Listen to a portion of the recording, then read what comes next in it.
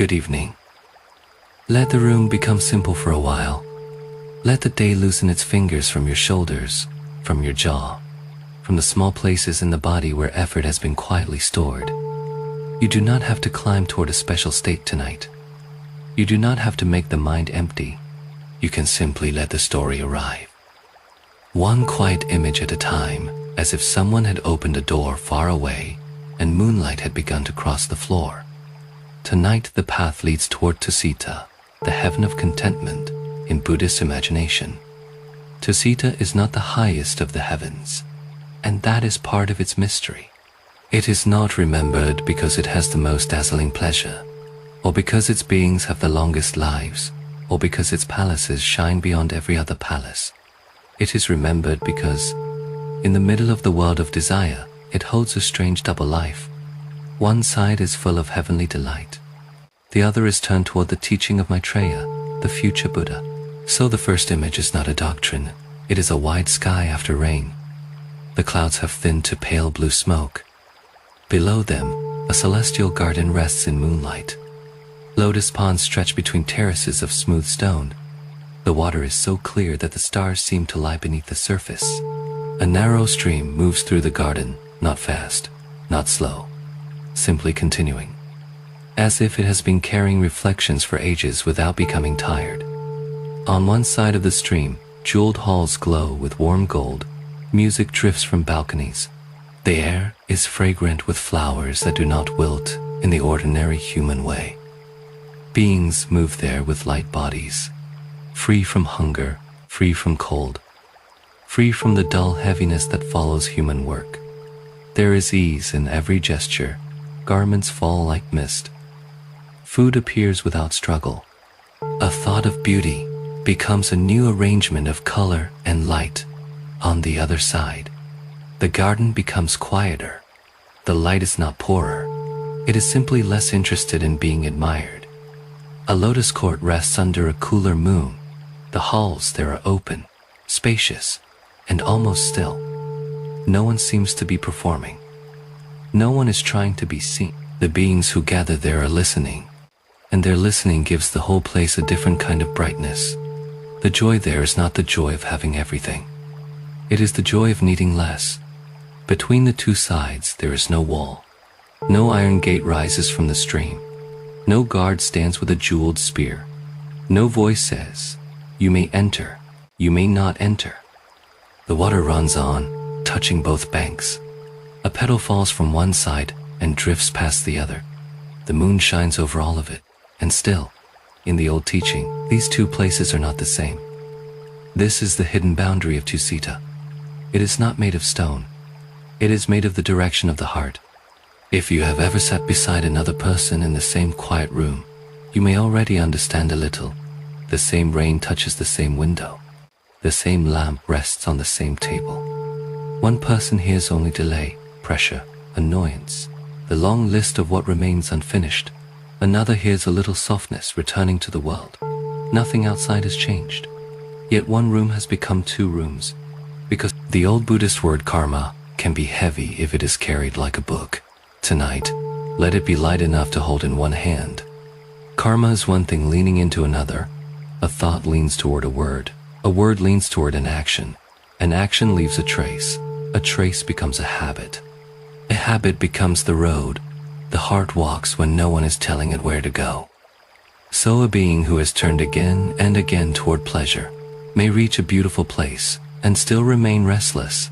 The palace becomes finer, but the hunger has not truly changed. The music becomes gentler, but the need to be entertained is still there. The body becomes radiant, but the old motion of reaching remains. The outer court of Tusita is not a punishment. It is the ripening of generous and pleasant causes that still belong to the world of desire. And a being who has turned again and again toward clarity, kindness, vows, and patient practice may hear another kind of music. Even a simple sound can become a reminder. Even light on water can say, "This too passes." Even a lotus opening can teach without using a word. The inner court is not reached by force. It is recognized by a mind that has been learning how to listen. The moonlit stream continues. On the golden side, A bowl of fruit rests untouched on a low table, and the fruit gives off a faint light of its own. On the blue side, an empty cushion faces the lotus court. The cushion has no ornament except the quiet shape of readiness. One object invites enjoyment, the other invites attention. Neither shouts.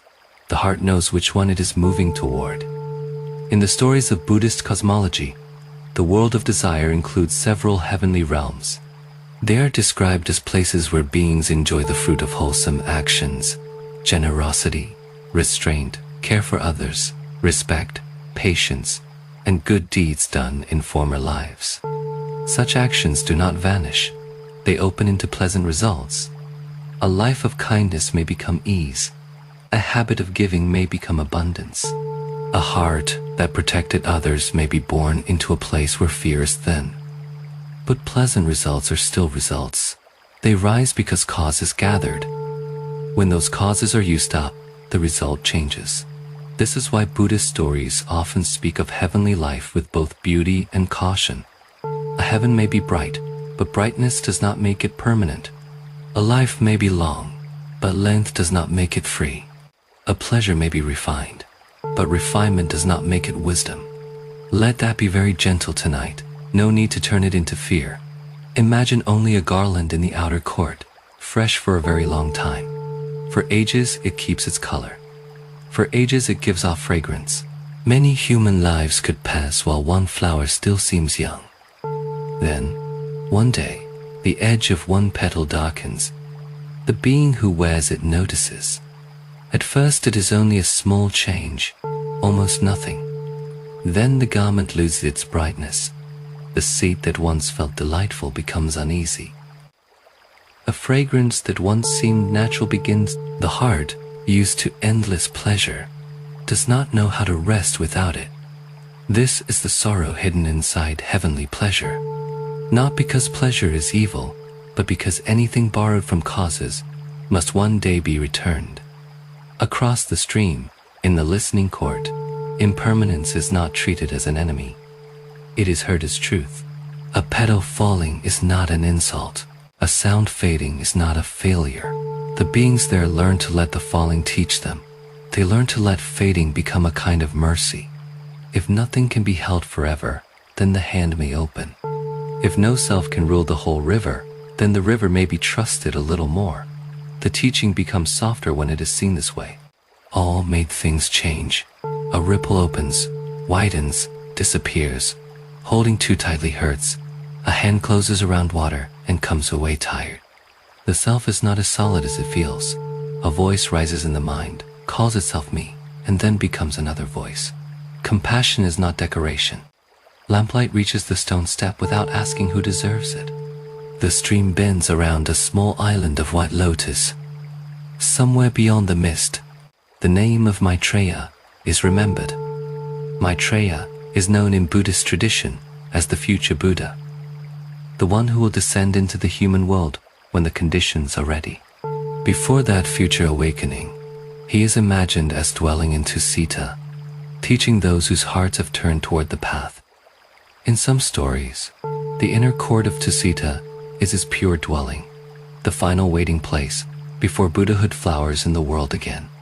It is a tender image, not a distant throne of power, but a teacher waiting in a realm of contentment, surrounded by beings who are preparing to hear and to help. The future is not hurried there. It ripens. For a tired listener, that matters. So much of human life feels rushed by comparison. Messages arrive, duties gather. The body ages. The world asks for quick answers, quick success, quick proof that a life is going somewhere. But a bodhisattva's path is not measured by hurry. It is measured by the slow strengthening of compassion, the steady clearing of confusion, the willingness to return to beings again and again. In the moonlit garden, the inner court does not feel impatient. The beings who sit there are not waiting like people trapped in a station. They are being trained by stillness. They are learning how to stay awake without becoming hard. They are learning how to hold a vow without turning the vow into pride. They are learning that future work begins in present attention. The outer court, meanwhile, continues its shining. A heavenly musician touches a string, and the note floats through golden air. For a moment, even the blue side of the garden receives it. Sound does not know ownership. It crosses the stream, but the two sides hear it differently. One mind leans into delight. Another hears the note rise and fade, and in that fading, hears a door open. This is the secret of the boundary. It is not that one side has sound and the other does not. It is not that one side has beauty and the other forbids beauty. It is that one side asks beauty to feed desire, while the other lets beauty reveal change. Maybe you can feel that in your own breathing. One breath can be used to brace against life. Another breath can be allowed to arrive and leave. The breath is the same simple movement. The heart makes it into a struggle or into a place of return. There is an old story often told about a Sangha, Vasubandhu, and a companion remembered in connection with Tusita and Maitreya. The details have traveled through time in more than one form. So tonight, we will hold it as a teaching story, not as something to weigh with a scholar's hard hand. It is enough to let the story do what stories do. Place a lamp near a truth that might otherwise remain hidden. Asanga was a great Buddhist master, known for his devotion to Maitreya and for teachings that later became important to the Yogacara tradition. His brother Vasubandhu also became one of the great names in Buddhist thought. In the story, they and a companion made a vow. Whoever passed from this life first and reached Tusita would return, if possible, to tell the others what had been found there. One of them died. No message came. Time passed. The silence became heavy. A vow that had once felt luminous began to look uncertain to those who did not share it. People who doubted the path found their chance to laugh. Perhaps, they said, there is no meeting with Maitreya. Perhaps the promised heaven is only a story. Perhaps the dead have gone somewhere low and cannot return. Then Vasubandhu also passed away. Still for a while, no word came. Imagine a Sangha in those months, not as a statue of certainty, but as a living practitioner surrounded by questions.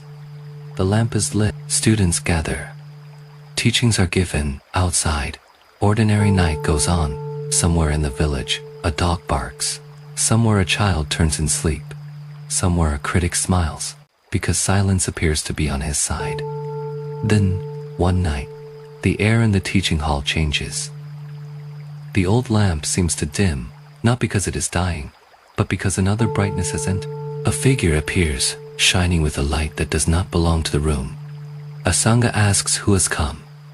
The visitor answers, in the old story, that he is Vasubandhu. Why so late?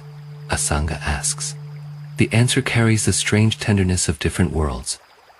Vasubandhu says that from his side, he has come quickly. Time in Tusita does not move like time on earth. What seemed brief there became months here. He had been born in the inner company connected with Maitreya, had paid homage, and had come as soon as he could. Then a Sangha asks about their other companion. The visitor says he saw him among the outer beings, absorbed in heavenly pleasure, not yet turned toward the teaching in the inner court. The story becomes quiet at this point, not cruel, quiet. It does not say that learning is useless. It does not say that vows are meaningless. It does not say that anyone should despair. It says something more subtle. The heart must be honest about what it loves. A person may speak of practice and still long most deeply for comfort. A person may admire awakening and still secretly hope for a refined version of worldly pleasure. A person may travel close to the teaching and still stop at the music outside the hall. The moonlight in Tusita falls on the empty cushion again.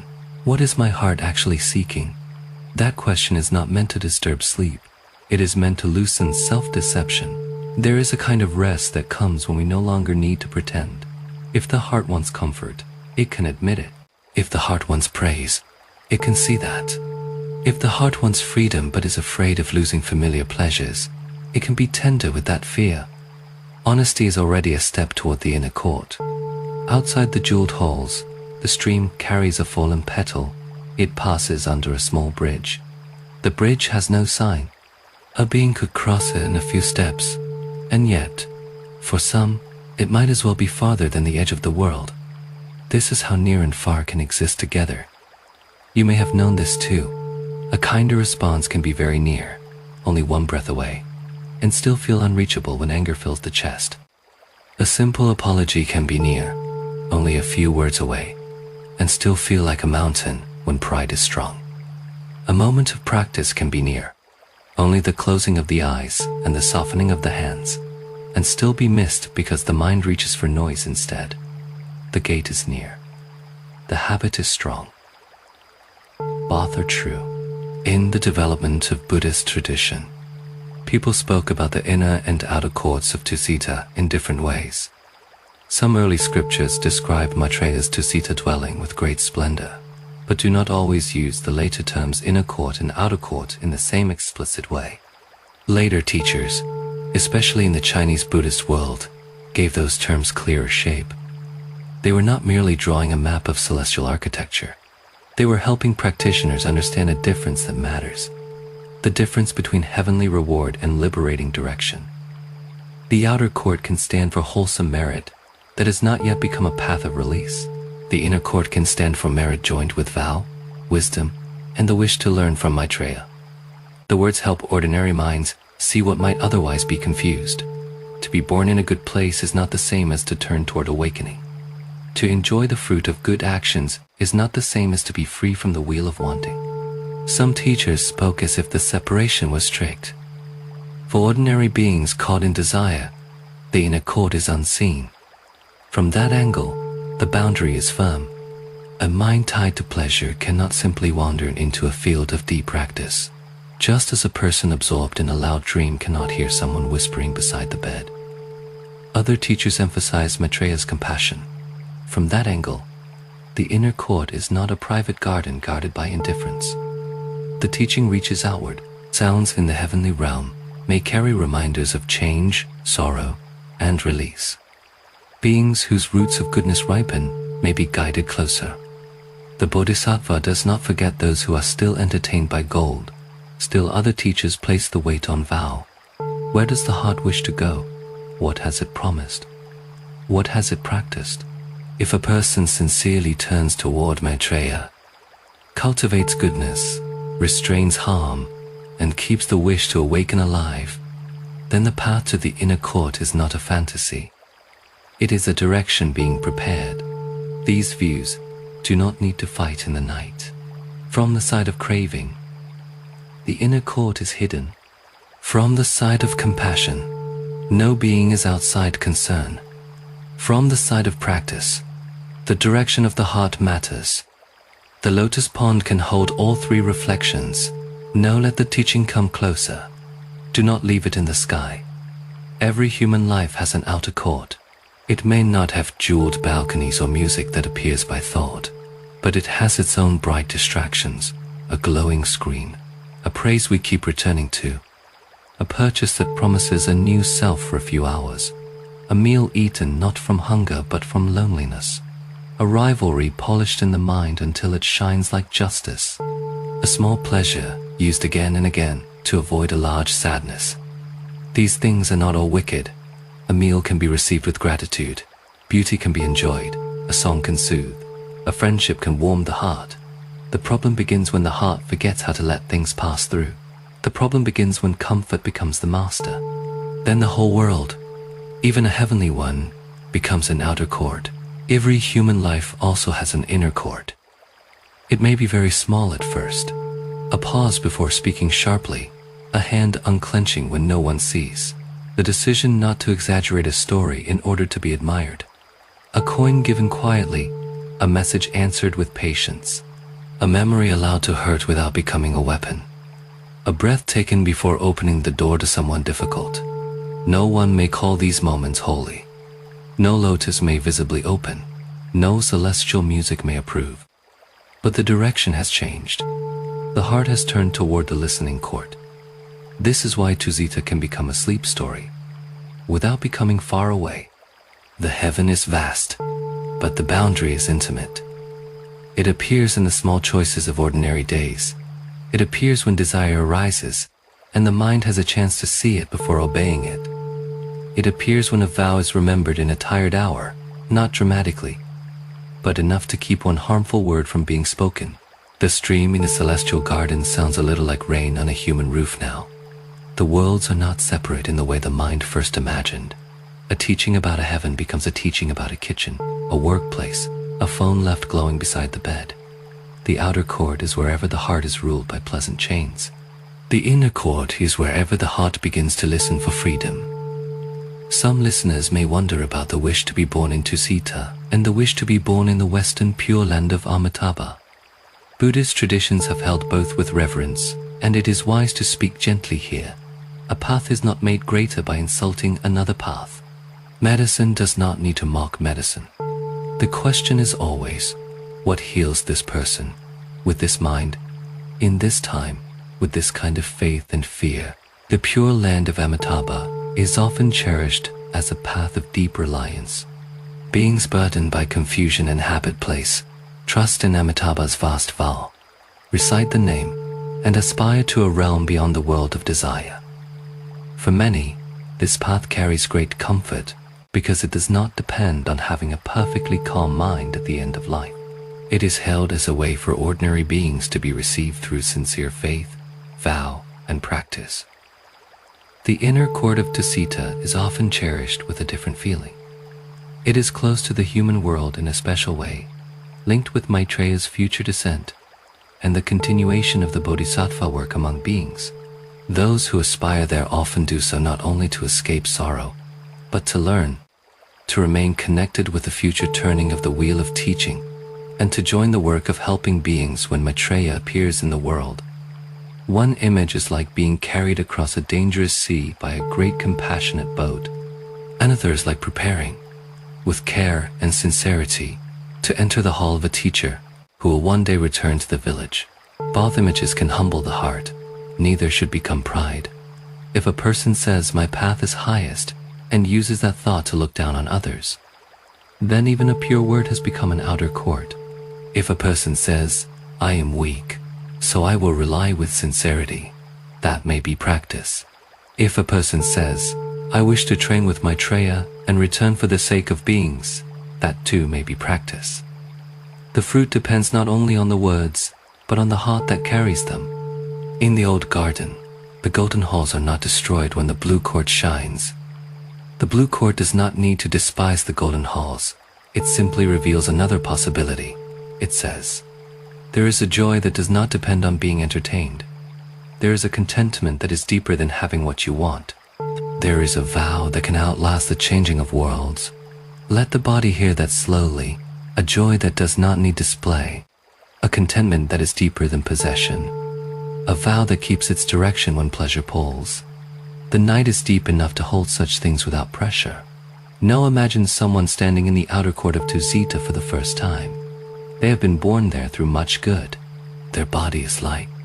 Their senses are clear. Everything around them answers desire, before desire even becomes a request. The being thinks of music, and music arrives. Thinks of fragrance, and the air sweetens. Thinks of companionship, and graceful figures appear with smiles like dawn. At first, it feels like reward. After human suffering, who would not rest? After hunger, who would not receive food? After loneliness, who would not enjoy welcome? The teaching does not need to sneer at this. There is a tenderness in letting a weary being know ease. But after ages of ease, something strange can happen. Without pain, the being may stop asking deep questions. Without hunger, gratitude may thin. Without loss, urgency may sleep. Pleasure that first felt like relief becomes climate. The palace becomes not a gift, but the only world the heart remembers how to want. Then, from somewhere beyond the music, another sound may come. Perhaps it is not even a voice. Perhaps the very music contains a small turning, a note that fades in such a way that the being suddenly feels the truth of fading. For one moment, the hand does not reach for the next delight. For one moment, the being wonders, if this too changes, what can be trusted? That moment is precious. It may be the first glimpse of the inner court, not as a place seen with the eyes, but as a direction felt in the chest. Maitreya's compassion, in the old devotional imagination, does not despise that moment. A bodhisattva knows how long beings wander before they ask a question that can help them. A bodhisattva knows that even pleasure can ripen into disenchantment if the heart begins to notice its limits. A palace may become a classroom. A song may become scripture in a very simple sense, not because words are written there, but because truth is heard. The stream moves again, and this time the being follows it. The golden light is still behind them.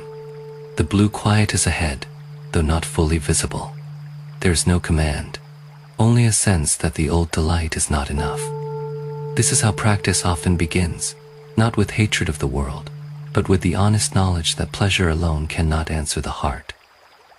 In human life, the same turning may happen in a very ordinary way. A person, the praise, the relationship, the object long imagined. For a while there is happiness. Then the mind begins to move again. It wants to protect what it has, improve it, compare it, repeat it, secure it against loss. The person may feel ashamed, as if something is wrong with them for not being satisfied. Buddha's teaching offers another view. Nothing is wrong with seeing the limit of what changes. It is not failure. It is the beginning of wisdom. The problem is not that the flower fades. The problem is asking the flower to do the work of liberation. The problem is not that music ends. The problem is asking music to silence the fear of ending. The problem is not that people praise and then forget. The problem is asking praise to become a self that cannot be shaken. When this is seen, the heart may become sad for a while, but beneath that sadness there is space. A heavy misunderstanding has begun to loosen. The outer court is still beautiful, but it no longer has to pretend to be the final refuge.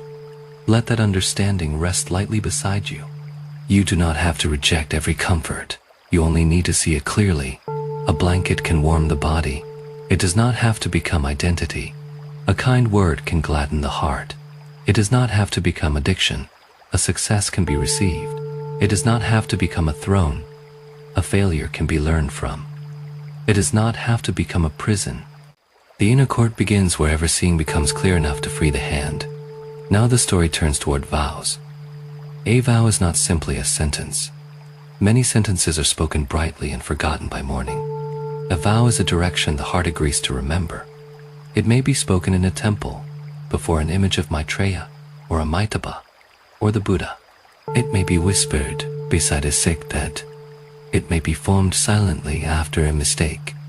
When the heart says, I do not want to keep living like this. However it begins, a vow must be fed by action, or it becomes a dry seed. For Tusita's inner court, the vow is traditionally not only to enjoy a better birth, it is to meet Maitreya.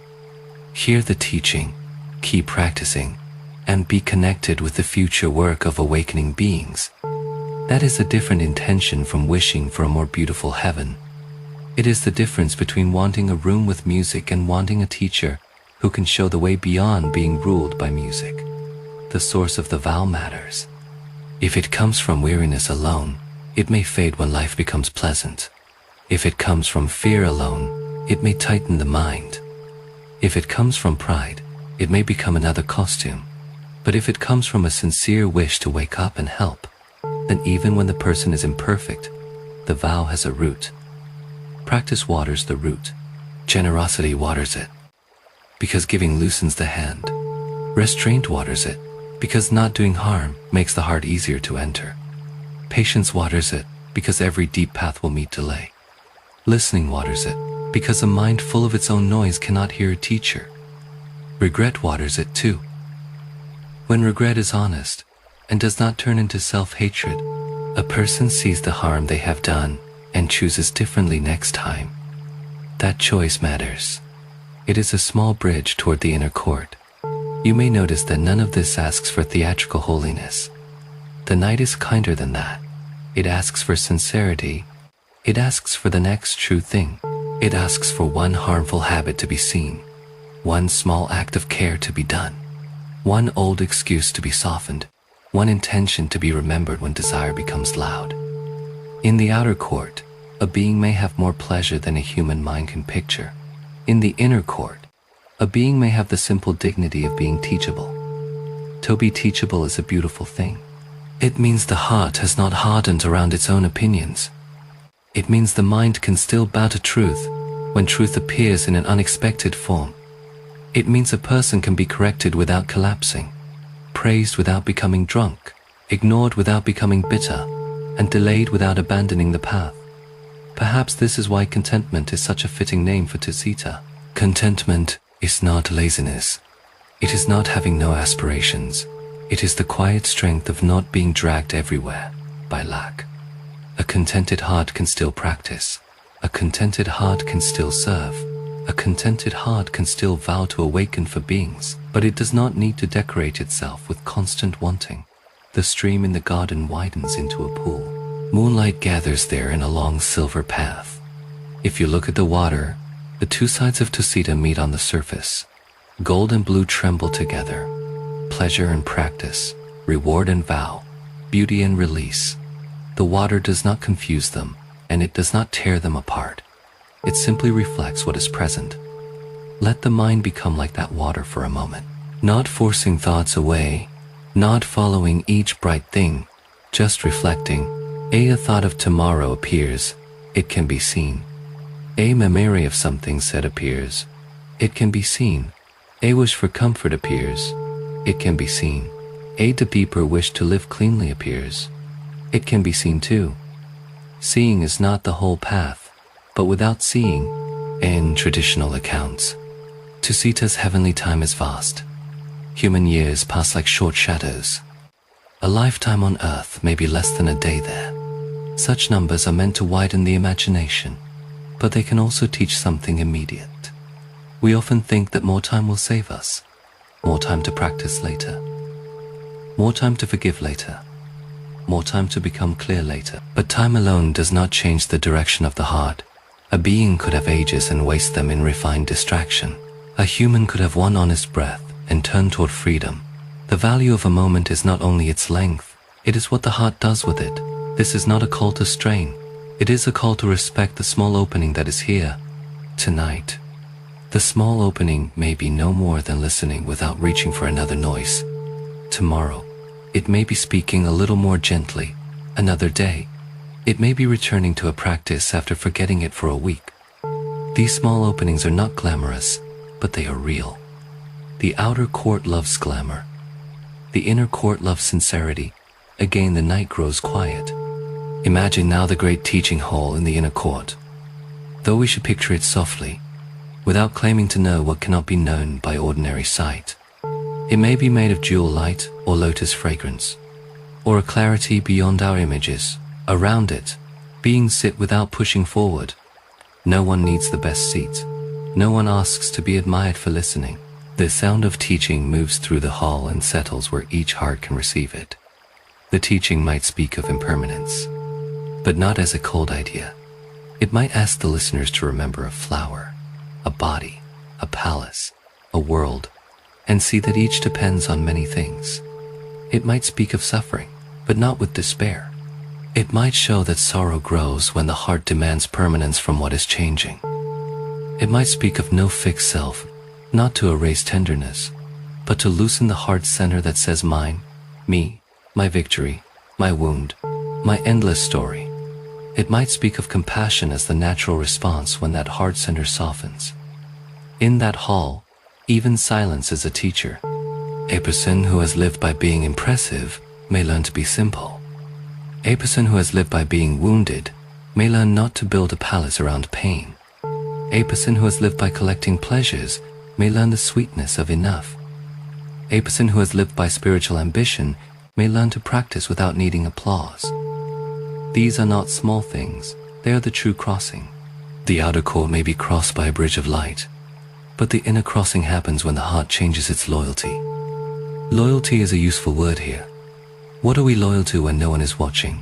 To comfort, to resentment, to the image of being wise, to the old fear that says we must secure ourselves at any cost, or to something quieter, kinder, and more true.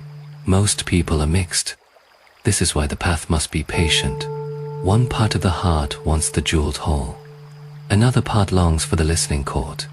One part wants to be seen. Another part is tired of performing. One part wants the sweetness of desire.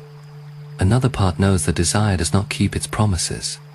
The Buddhist path does not need us to lie about this mixture.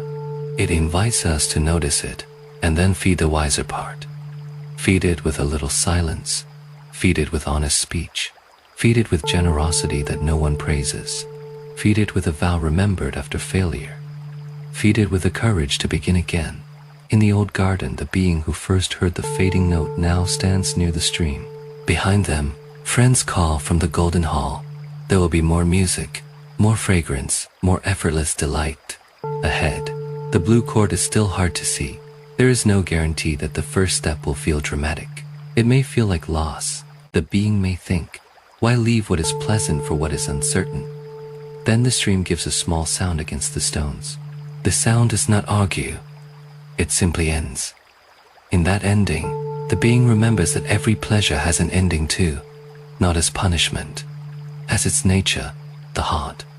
Hearing this does not become bitter, it becomes humble. Humility may be the first real key, not humiliation, not thinking, I am worthless. Humility is the relief of no longer pretending to be complete. It is the willingness to learn. It is the moment a person stops arranging their face for others and turns toward the teacher with ordinary eyes. The being steps onto the bridge. No trumpet sounds. No gate swings open. The old music continues behind them. But the first step has been taken. This image can stay with you, even if you do not hold any particular belief about heavenly geography. The bridge is useful. The stream is useful. The two lights are useful. They show the human heart in a way that is easy to feel. Each day, we stand somewhere near the bridge. Each day, the golden hall calls in one voice, and the quiet court calls in another. Sometimes we go toward the golden hall. When that happens, the path is not over. Seeing it matters. Coming back matters. No one becomes free by pretending they were never tempted. Freedom grows through knowing temptation clearly and not being ruled by it every time. Sometimes we take a step toward the blue court. When that happens, do not make a self out of it. Do not say, now I am spiritual. Now I am better. That thought is another golden hall, only painted with religious color. Step quietly. Let the action be enough. There is a kind of practice that is ruined by announcing itself too loudly. A bulb folded neatly does not need applause. A lamp lowered at the right time does not need praise. A harsh word left unspoken does not need witnesses. In the inner court, such small things are understood. The body may be settling now. If it is not, that is also allowed. A sleep story is not a command. It is a soft environment. You can come and go in attention. You can miss a sentence and return. The stream will still be moving. The moon will still be low. The moon will still be low. The hidden boundary will still be there. Patient as water. Let us walk a little farther through the garden. On a stone path near the outer court, there are carvings of flowers and clouds. Each carving is delicate, made by merit and imagination. A being could spend 100 years studying one railing and never exhaust its beauty. But the path itself curves in a circle. It returns again and again to the same holes. This is another teaching. Pleasure often feels like movement, but if it has no wisdom, it circles. Near the inner court, the path is less ornate. It is smooth from many quiet steps. It does not circle in the same way. It leads toward a hall, then to a pond, then to a grove, then back to the hall with a slightly different heart. Practice may look repetitive from the outside. Sit, listen, bow, serve, return. Yet inside, it is not a circle of forgetting. It is a spiral of deepening. The difference is subtle. One repetition numbs. Another repetition awakens in human life. We also repeat. We repeat meals, work, conversations, worries, chores, apologies, efforts, mistakes. The question is not whether life repeats. The question is whether repetition is training greed or training freedom. Washing a cup can be outer court, if the mind complains and grasps at being elsewhere. Washing a cup can be inner chord if the hand feels the water. The mind returns and gratitude is allowed to be simple. This is not poetry only, it is practical. If the heart waits for a perfect spiritual environment before it begins, it may wait for many lives. Tusita's teaching says the environment matters. Yes, but the direction of the heart matters even more. A person can stand in a holy place and think only of status. A person can stand in a noisy kitchen and remember compassion. The hidden boundary runs through every place. There are moments when the world feels especially outer. Advertising, comparison, appetite, fear, the endless measuring of self against self. It can seem that everyone is being invited into the golden hall at once. More brightness, more proof, more speed, more ways to be seen. The old Buddhist warnings about heavenly pleasure may sound remote until we notice that human life has learned to make small heavens in the hand. A screen can become a jeweled palace. A feed can become music that never ends. A number beside a name can become a garland we are afraid to see fade. Again, the point is not to hate these things. Hatred is just another chain. The point is to see clearly. If an object is useful, use it. If a pleasure is wholesome, receive it with gratitude. If beauty appears, bow inwardly to beauty, then let it remain what it is. Do not ask it to save you from the work of waking up. The inner chord asks for this simple honesty. It asks, can you enjoy without clinging? Can you lose without being destroyed? Can you practice without needing to be admired? Can you vow without becoming rigid? Can you begin again after seeing your own confusion? The questions are not shouted. They are placed like small lamps along the path. In the source traditions around Maitreya, there is often a strong emphasis on future meeting. Beings aspire to be born where Maitreya teaches, or to return when Maitreya descends to the human world, hearing the teaching beneath the dragon flower tree in the great gatherings of the future. The imagery is vast. Future assemblies, many beings. The wheel of teaching turned again. It can sound grand, almost too grand for a person lying in a dark room with ordinary worries. So bring it down to one seed. If the future Buddha represents the ripening of compassion and wisdom, then to aspire toward Maitreya is to plant a seed in that direction. A seed does not look like the tree. It is small, easily overlooked, held in darkness for a while. Yet if it is protected, watered, and warmed, something inside it knows how to open. Your small wish to be less ruled by anger is a seed.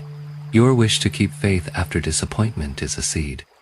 Your wish to help beings without needing to own the result is a seed. Your wish to hear truth even when it corrects you is a seed. The old stories give these seeds a cosmic landscape, but they still have to be planted in ordinary soil. The soil may be your daily speech. The soil may be how you handle money. The soil may be how you treat people who cannot help your reputation.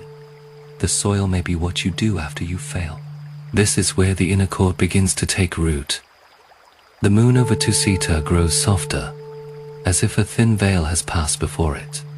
The golden holes are still there, but their shine no longer fills the whole imagination. The blue court seems nearer. You can almost hear a teaching, not in words exactly, but in the way the water receives the sky without trying to keep it. To receive without keeping. To enjoy without owning. To vow without hardening. To practice without display. These are quiet forms of contentment. Maybe the heaven of contentment is called that not only because beings there have enough pleasure, but because the deeper path teaches the heart how to be enough without endless feeding, enough breath, enough light to take the next step, enough courage to turn again. For a few moments, let the body feel the word enough. The bed is enough to hold the body. The next breath is enough to return to. This one night is enough for one small seed. You do not have to finish the whole path before morning. The old teachers who praised Tusita did not all speak in the same way. Some emphasized the seriousness of the vow. Some emphasized the difficulty of entering the inner court without deep preparation. Some encourage devotion to Maitreya. Some warned against confusing heavenly pleasure with liberation. This variety can be confusing if we want one simple answer. But if we listen softly, the different voices become like different bells in the same valley. One bell says, "Do not be careless." Another says, "Compassion reaches far." Another says, "Make your vow sincere." Another says, "Do not mistake comfort for freedom." Together, they make a sound a tired heart can use. Do not be careless, because life follows its training. Trust compassion, because no being is abandoned by the awakened heart. Make the vow sincere, because words without direction drift away. Do not mistake comfort for freedom, because even the finest pleasure changes. These 4 bells can ring in daily life. When desire pulls, do not be careless. When shame says you are too late, trust compassion. When practice feels vague, make the vow sincere. When knees become sticky, remember that comfort is not freedom. The garden path turns toward a grove of trees. Their leaves are dark on one side and silver on the other. The wind moves them slowly, so slowly that the grove seems to breathe. In the outer court, the wind carries perfume. In the inner court, it carries space. Both touch the skin. The difference is in what the mind does next. This is why the same world can be a trap or a path. Food can be a trap if it is used to hide from sorrow. Food can be a path if received with gratitude and shared. Speech can be a trap if used to build a shining self. Speech can be a path if used to comfort, clarify, or tell the truth. Even spiritual knowledge can be a trap if used for superiority. Even an ordinary chore can be a path if it teaches patience. The boundary is subtle. It asks us to pay attention not only to what we do, but to the heart that is doing it. In the Asanga story, the companion in the outer court is not useful because he is worse than everyone else. He is useful because he is familiar. Most of us know what it means to intend one thing and be carried by another. We know what it means to say we value peace and then feed irritation. We know what it means to promise practice and then be captured by something bright, sweet, or flattering. The story does not need us to look down on him. It invites us to recognize him kindly. There is a part of the mind that can be born in a heaven and still forget why it came. There is also a part of the mind that can remember in the middle of forgetting tonight. Speak gently to both. The forgetting part does not need hatred. Hatred only drives it deeper into hiding. It needs a patient light. It needs to be seen. It needs to learn, slowly, that pleasure is allowed, but slavery is not necessary. It needs to discover that the inner court is not a punishment for enjoying life, but a freedom from needing enjoyment to be endless. The remembering part needs nourishment. It can be delicate at first. It can be embarrassed by how often it disappears. Nourish it anyway, with one breath, one honest apology, one generous act, one small refusal to make the self larger than it needs to be. One moment of listening when the old habit would interrupt. This is how the hidden gate becomes less hidden. Not by breaking down a wall, by becoming the kind of heart that can see the doorway. The moonlit stream now runs beside the grove. Its banks are lined with stones that look as if they have been worn smooth by centuries of bare feet. Perhaps beings have walked here after hearing Maitreya's teaching, letting the words settle into silence. Perhaps they have walked here before returning to the human world in some future age. Perhaps they have stood where you are imagining now, feeling the sweetness of contentment and the weight of compassion together. Compassion gives contentment to direction. Without compassion, contentment can become private comfort. With compassion, contentment becomes a steady place from which help can flow. This matters because the aspiration toward Maitreya is often linked with futures. It is not only, may I be safe, it is also, may I learn how to help. That second wish changes the texture of the path. It asks the practitioner not to hide in peace, but to let peace become strength for others. Many people are tired. The wish to be safe is natural. There is no shame in wanting rest. But the Bodhisattva path gently widens rest into care. First, may this heart stop burning. Then may this heart become a lamp. First may I be free from the worst confusion. Then may my freedom make me useful. First may I reach the teacher. Then may I learn how to return. The inner court is full of this wider feeling. No wonder is trying to own peace. Peace is being prepared for giving. In your own life. This may begin very modestly.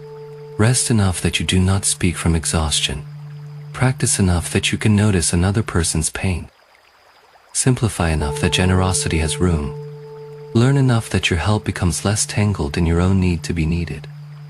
Even sleep can serve compassion when it softens the heart for mourning. Even tonight's listening can be part of a larger kindness if it leaves you less harsh toward yourself and others. The story keeps opening, but softly. Imagine the outer court again, not with contempt, but with understanding. The beings there have done good. Their pleasure is not random. It is the flowering of wholesome actions. This is important. Buddhism does not teach that good actions are meaningless because they do not immediately liberate. Good actions matter. They reduce suffering. They create favorable conditions. They bring ease where there might have been pain. But good fortune alone does not complete the path. A person may study deeply and still avoid the wound in their own heart.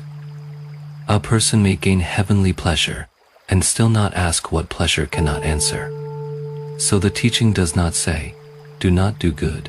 It says, let good deepen into wisdom. Let generosity loosen self. Let restraint clarify intention. Let devotion become humility. Let merit become a bridge, not a palace where the journey ends. This is a kind way to understand the outer court. It is good, but incomplete. Beautiful, but unstable. Pleasant, but not final. The inner court is not against goodness. It completes the direction of goodness by turning it toward awakening. The pool in the garden reflects this. Gold from the outer halls appears on the water. Blue from the inner court appears beside it. When the water is disturbed, both lights break into pieces. When it settles, both lights become clear.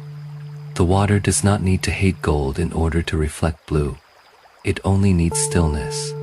So the heart does not need to hate ordinary life in order to practice. It needs stillness, clarity, and direction. Let the hands be still. Let the eyes, even closed, rest from searching. Let the tongue rest from explaining. Let the breath continue without being improved.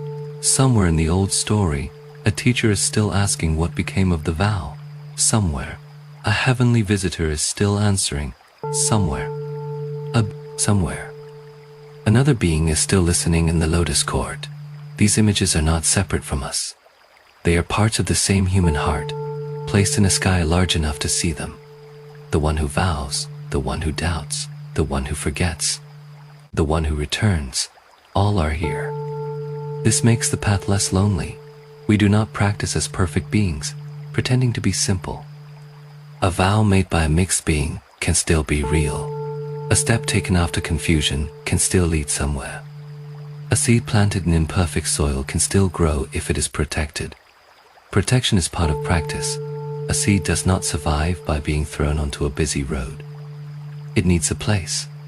A vow also needs a place. It needs habits that protect it. Perhaps a few minutes of quiet recitation. Perhaps reading a teaching slowly. Perhaps choosing companions who respect the path. Perhaps limiting what feeds restlessness. Perhaps returning again and again to the question, what is this action training in me? That question can change a day. What is this action training in me? This complaint, what is it training? This indulgence, what is it training? This silence, what is it training? This prayer, what is it training? Not all training is visible at once. The outer court was not built in a day. Neither is the inner court recognized in a day. Every repeated movement lays down a path. The heart becomes skilled at what it rehearses.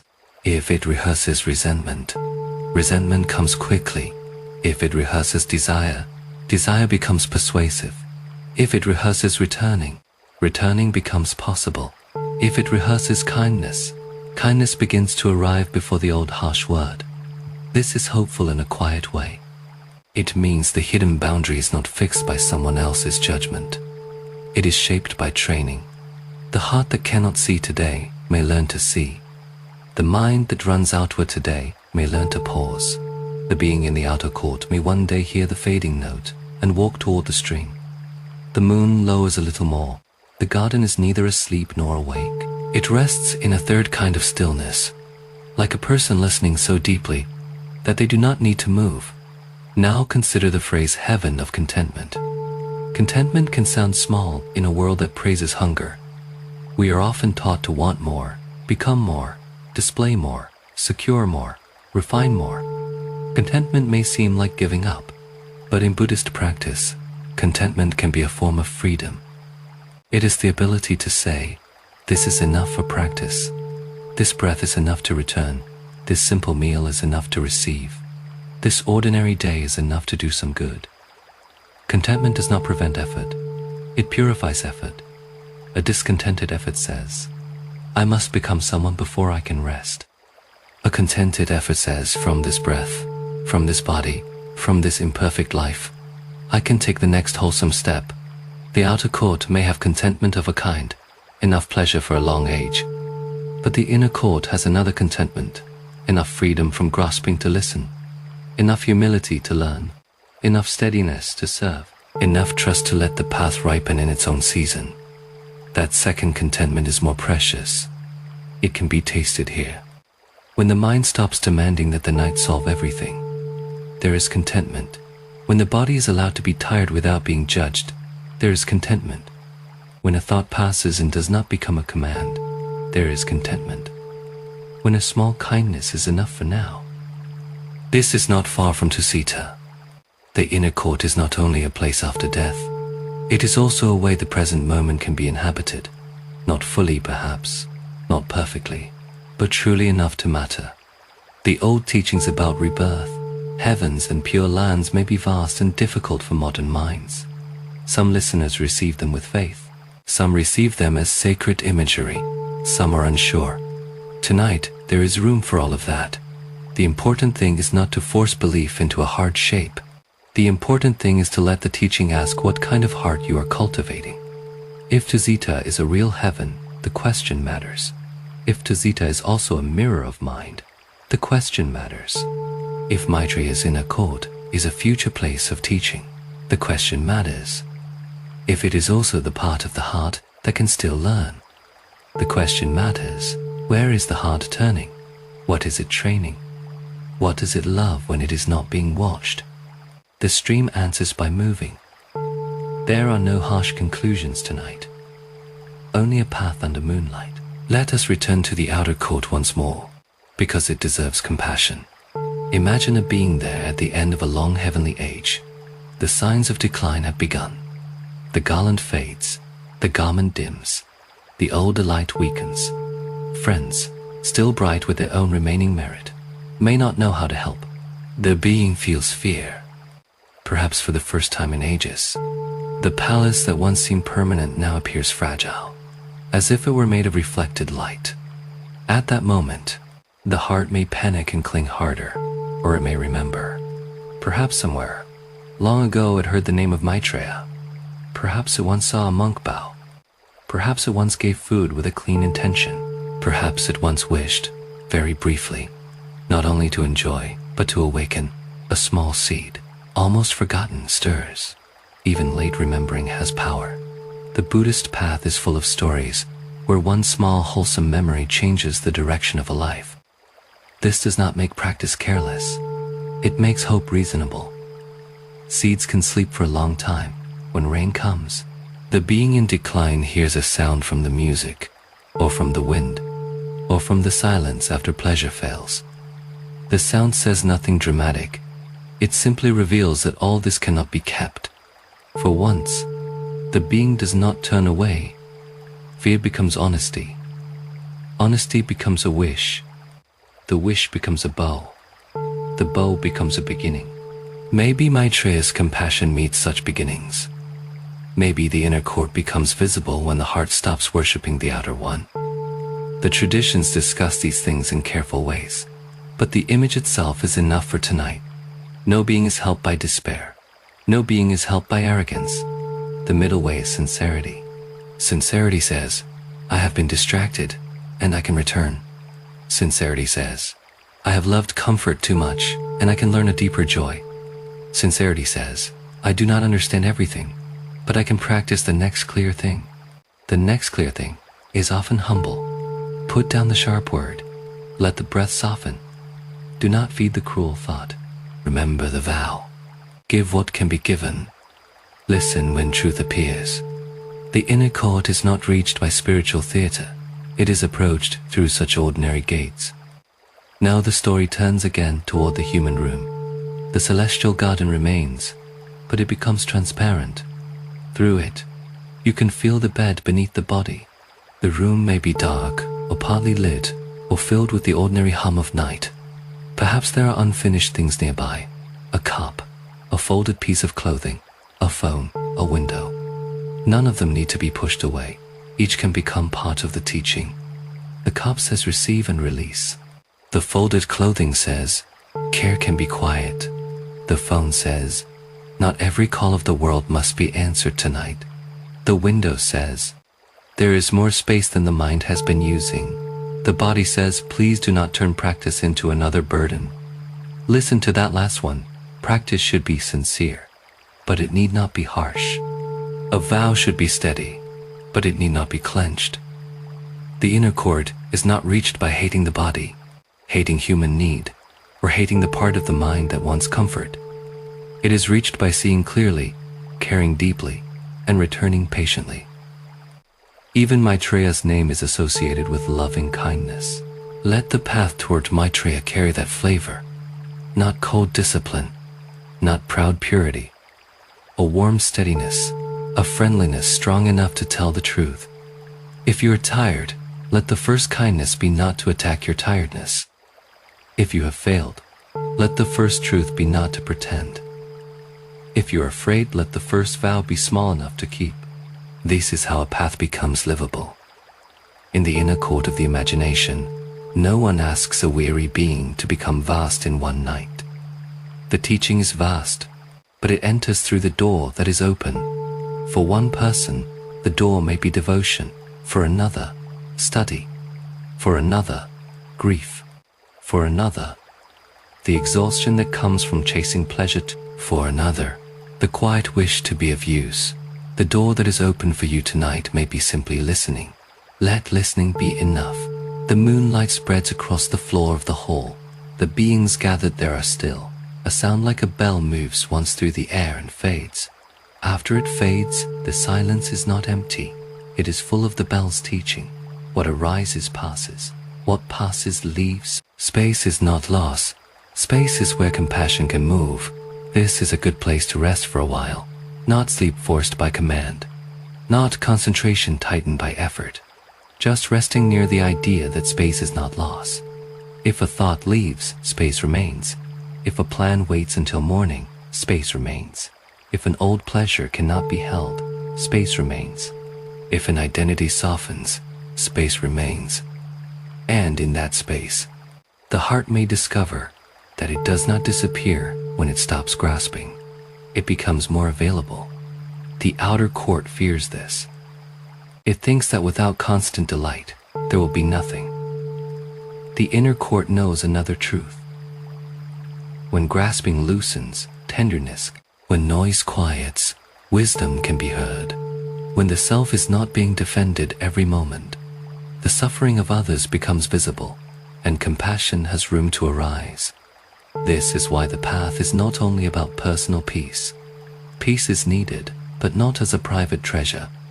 Peace becomes meaningful when it makes the heart less harmful. A calm person who does not care about others has not understood the inner court. A person who serves without any calm may burn out and become bitter. The path asks for both, a heart at ease enough to help, and compassion strong enough to keep ease from becoming self-enclosure. Maitreya's future is often imagined as a time when beings can hear the teaching freshly. Perhaps every sincere act of kindness prepares a tiny piece of that future. Perhaps every vow not to abandon awakening. every refusal to let desire own the whole mind, every patient return becomes part of the conditions for a more teachable world. Large futures are made of small conditions. A forest begins with seeds. A teaching hall begins with someone clearing ground. A vow begins with one honest turning. The old garden now seems to stretch beyond sight. The stream that divided the courts becomes a river, and the river carries moonlight into the distance. Along its banks are many beings at many stages. Some dance in the golden halls, not yet tired of music. Some stand at the bridge, uncertain. Some have crossed and are learning to listen.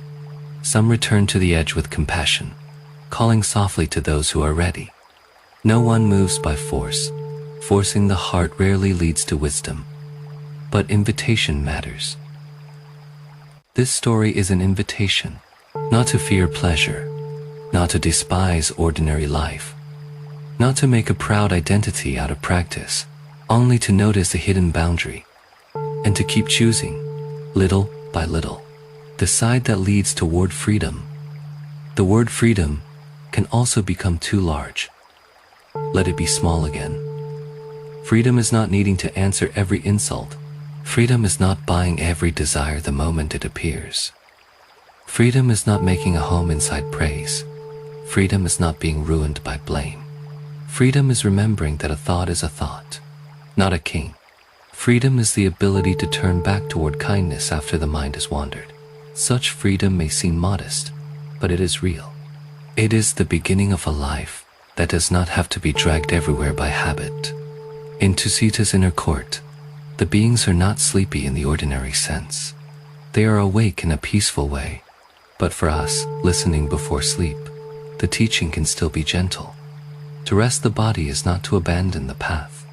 A rested body may speak more kindly. A softened mind may see more clearly. Sleep, when it comes naturally, can be part of caring for the conditions of practice. So do not hold the story too tightly. Let some of it fall away. Let the images remain more than the explanations.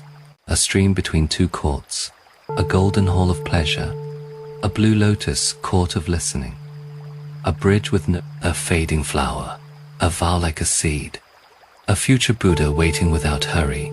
These are enough. The night deepens, the music in the outer court becomes distant, like a memory of a song once loved.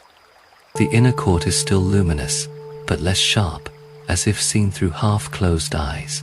A mist rises from the lotus ponds and moves across both banks. For a moment, the two sides are hidden. Gold softens into blue, blue softens into silver. The stream continues under the mist, faithful to its own quiet way. In that mist, one more teaching appears. We often do not know exactly where we stand. We may think we are in the inner court because we use spiritual words. We may think we are in the outer court because we are full of desire and doubt. But the heart is changing all the time. A proud spiritual thought can carry us outward. A humble, honest regret can carry us inward. A simple act of care can open more than a beautiful speech. So measure gently. Do not despair over confusion.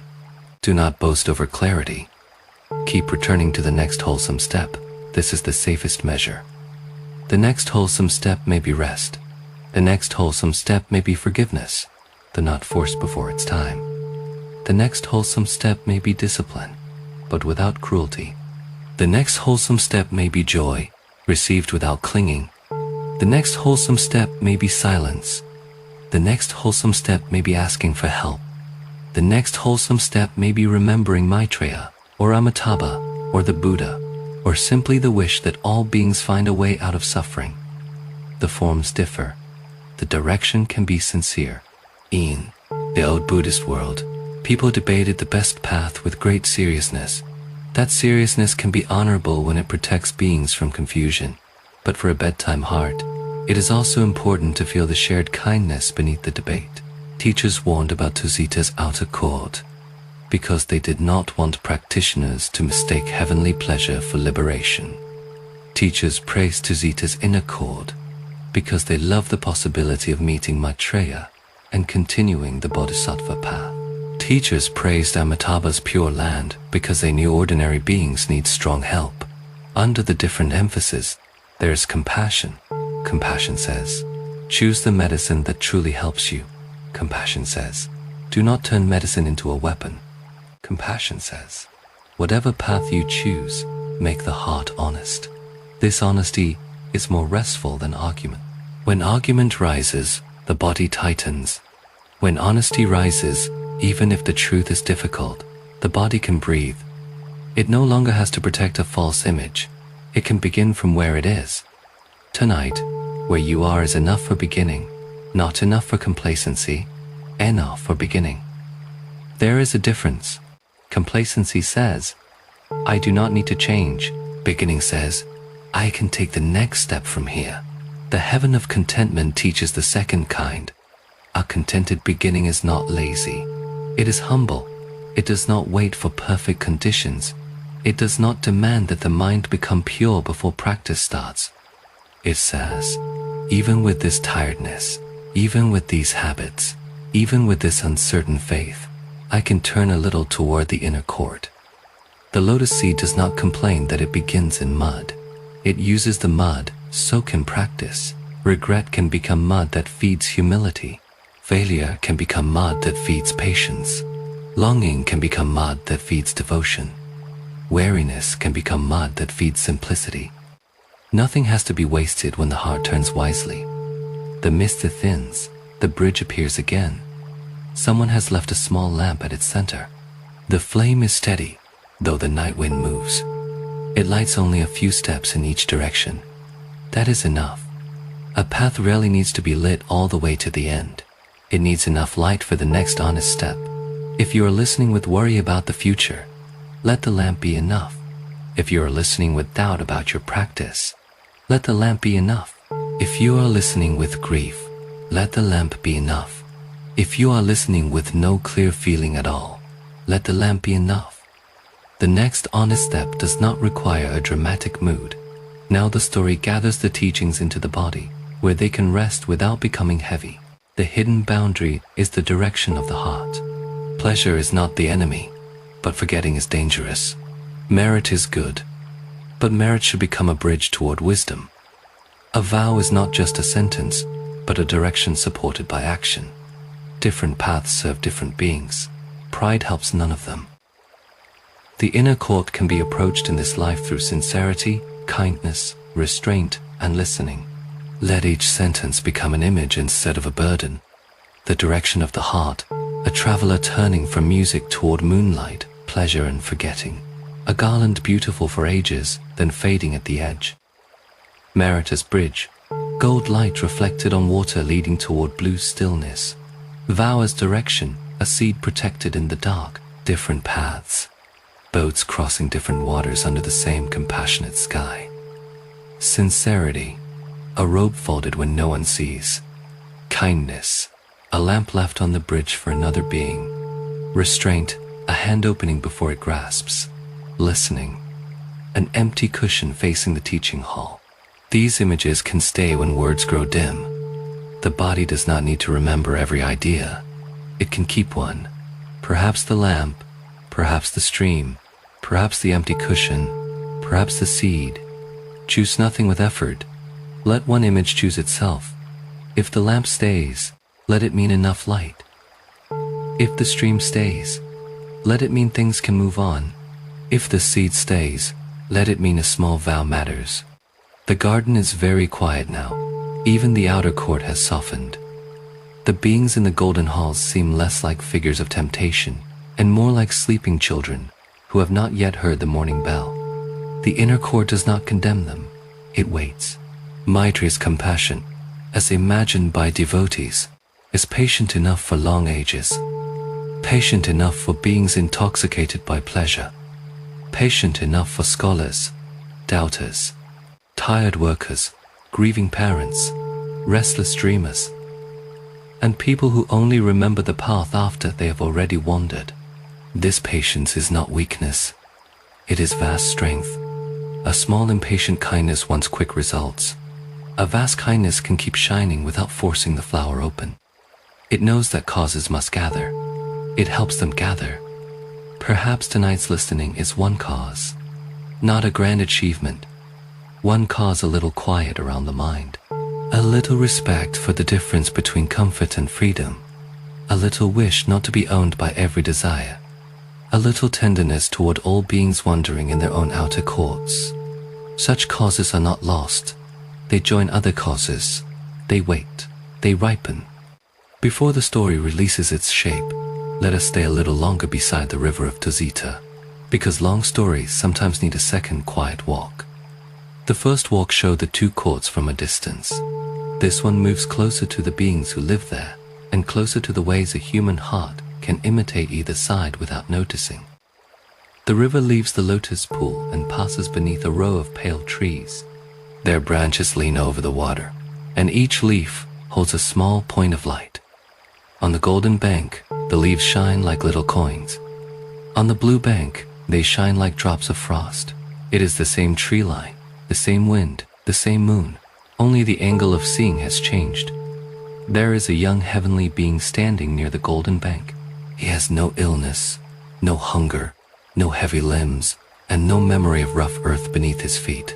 His body feels like song. His robes are weightless. When he raises his hand, fragrances move through the air. Companions greet him with affection. Every path seems to open before him. If he wishes for a pavilion, it appears in the distance. If he wishes for soft rain made of flowers, petals fall. If he wishes to hear music, strings and bells answer from hidden balconies. At first he is grateful. There is relief in him, like someone who has escaped a burning house and found cool water.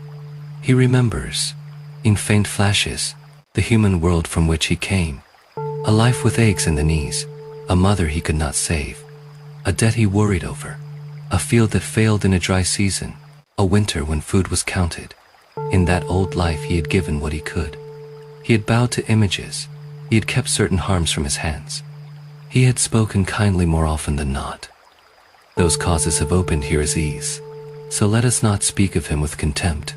Pleasure can be a flower grown from kindness. Good fortune can be the fruit of good acts. The Buddhist path does not need to flatten the world into punishment and reward. It sees more carefully. It says, here's a pleasant fruit, and here's its limit. For a long while, the young heavenly being lives among the pleasant fruit. He learns the palaces by color. One hall shines amber like warmed honey. Another shines green like a valley after rain. Another is made of pearl light, soft enough that no shadow has a hard edge. He walks through them with friends. They laugh without bitterness. They sing without hoarseness. They tell stories of former lives, but the stories become lighter each time they are told, until suffering seems like something that belonged to another person. This forgetting is very gentle at first. It does not arrive like a thief. It arrives like perfume. It makes pain seem far away. It makes the need for practice seem less urgent. It makes vows feel like old travel clothes kept in a chest after one has moved into a palace. Useful ones, perhaps, but not needed tonight. Then, one day, the young being hears a sound unlike the others. It is woven into the music, but it does not decorate the music. It is the ending of a note, a very small thing. Yet for some reason, he follows it, the note fades, and in the hollow after it, he feels a question without words. If even this sound cannot stay, what am I asking this heaven to do for me? He turns. His companions are still smiling. The jeweled hall is still bright. Nothing has been taken away, but the brightness is no longer sealed. A fine crack has appeared in the dream, and through the crack comes not darkness, but space. At the edge of the terrace, he sees the river. He has seen it many times, but not like this.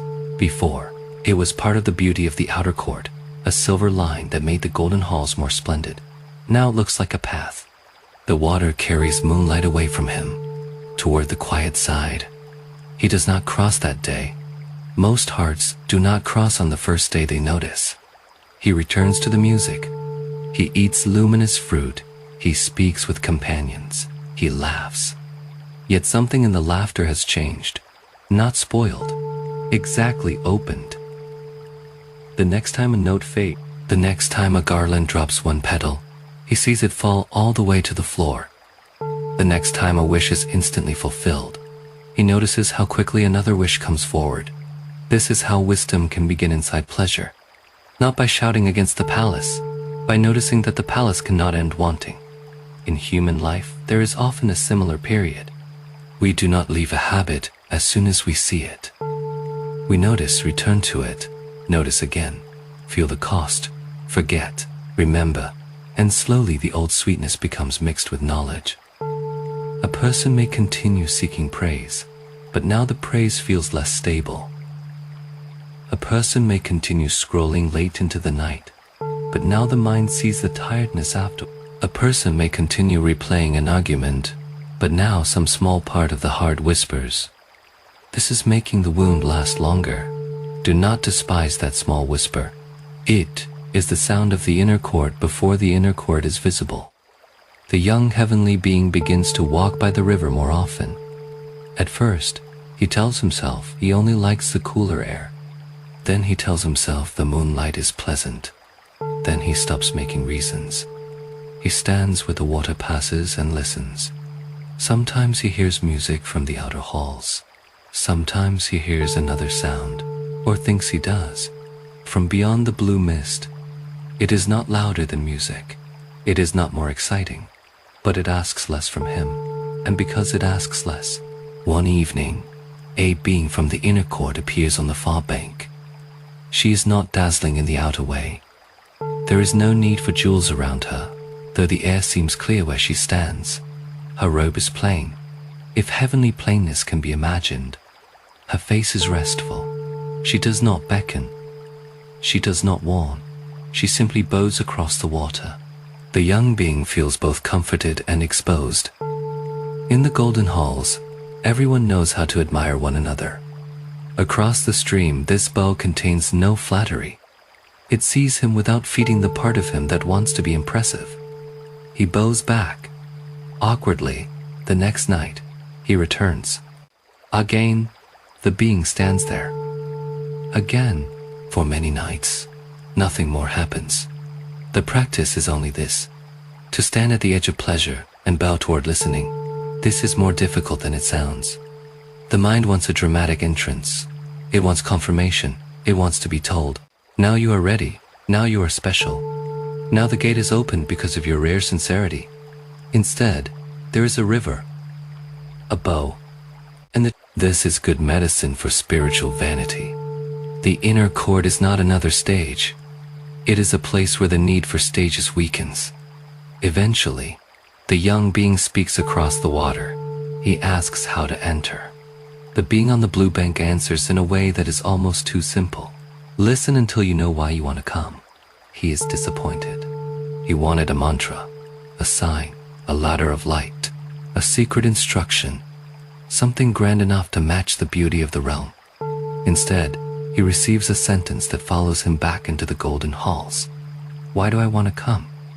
At first he answers quickly, to see Maitreya, to hear the teaching, to become free, to be counted among the inner beings, to escape decline, to gain a better destiny. Some answers shine, some have a thin film of fear or pride. He begins to see that even the wish for the inner court can carry outer court habits. He wants freedom, yes, but he also wants to be someone who has freedom. He wants teaching, yes, but he also wants the status of being close to a great teacher. He wants to cross, yes, but part of him wants to carry the old self across and seat it in a more spiritual palace. This is a delicate discovery. Many turn away at this point. They prefer a path that confirms the self, not one that reveals it. But the young being has heard the fading note too many times. He cannot fully return to forgetfulness. So he keeps walking to the river. He keeps bowing. He keeps asking his own heart, not harshly, not with disgust, but with increasing honesty. What am I protecting? What am I still asking pleasure to give? What am I afraid will remain if I stop being entertained? The blue bank does not move closer, yet his seeing deepens. One night, the golden music begins behind him, and he does not turn. Not because he hates it, because, for that moment, he does not need it. The river is enough. The bow from the far bank is enough. The discomfort of not knowing is enough. The wish to hear truth without being praised for it is enough. Then the bridge appears. It had perhaps always been there, hidden in the angle of mind. Or perhaps it forms when the wish becomes clean enough. Stories can leave that undecided.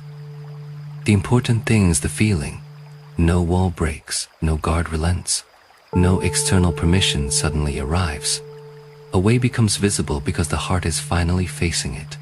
This is how the invisible boundary becomes merciful. It does not keep out a sincere being. It prevents an insincere one from mistaking arrival for transformation. The young being places one foot on the bridge. His golden companions are still singing. The fragrance still moves. Nothing forces him onward. But he has seen enough. He crosses slowly, not as a hero, but as someone who has become tired of lying to himself. On the blue bank, no one applauds. The being who bowed simply bows again. This absence of applause is its own teaching. It tells him that he has not come to be celebrated. He has come to learn. The inner court receives him with quiet. He sits near the back of a hall, which feels right. The teaching begins, or perhaps it has been going on all along. He hears that contentment is not the dull end of longing, but the release of false hunger. He hears that desire cannot be cut by hatred, only understood until its spell weakens. He hears that a vow must be lived in small choices, and that every being who suffers is not an obstacle to peace, but the very field where compassion must grow. He weeps then, not loudly. Heavenly tears may be different from human tears, but let them be tears enough. He weeps for the time he spent circling halls. He weeps for the beauty he enjoyed without gratitude. He weeps for those still singing outside, not with superiority but with recognition.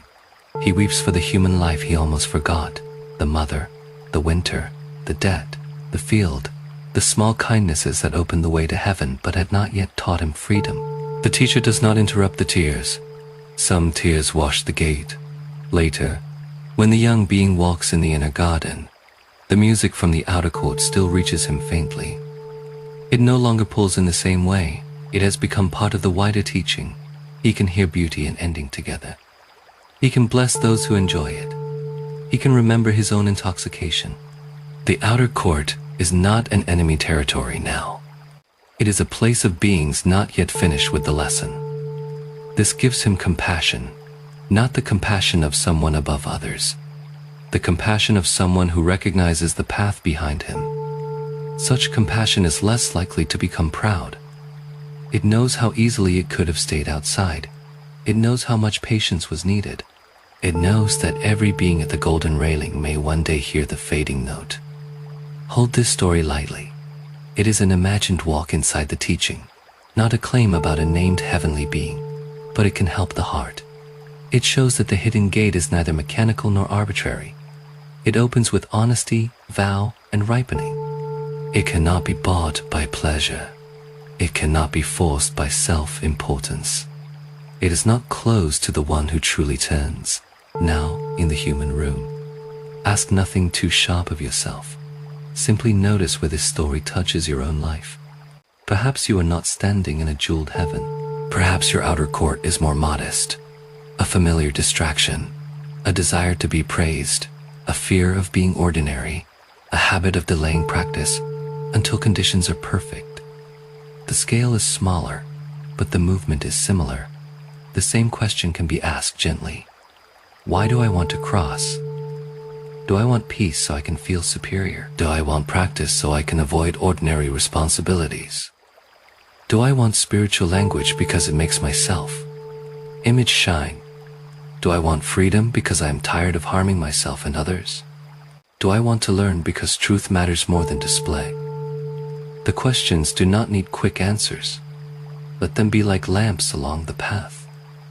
You may pass one tonight, and another. You may not know which answer is fully yours. That is all right. Sincerity often grows by staying near the question without decorating it.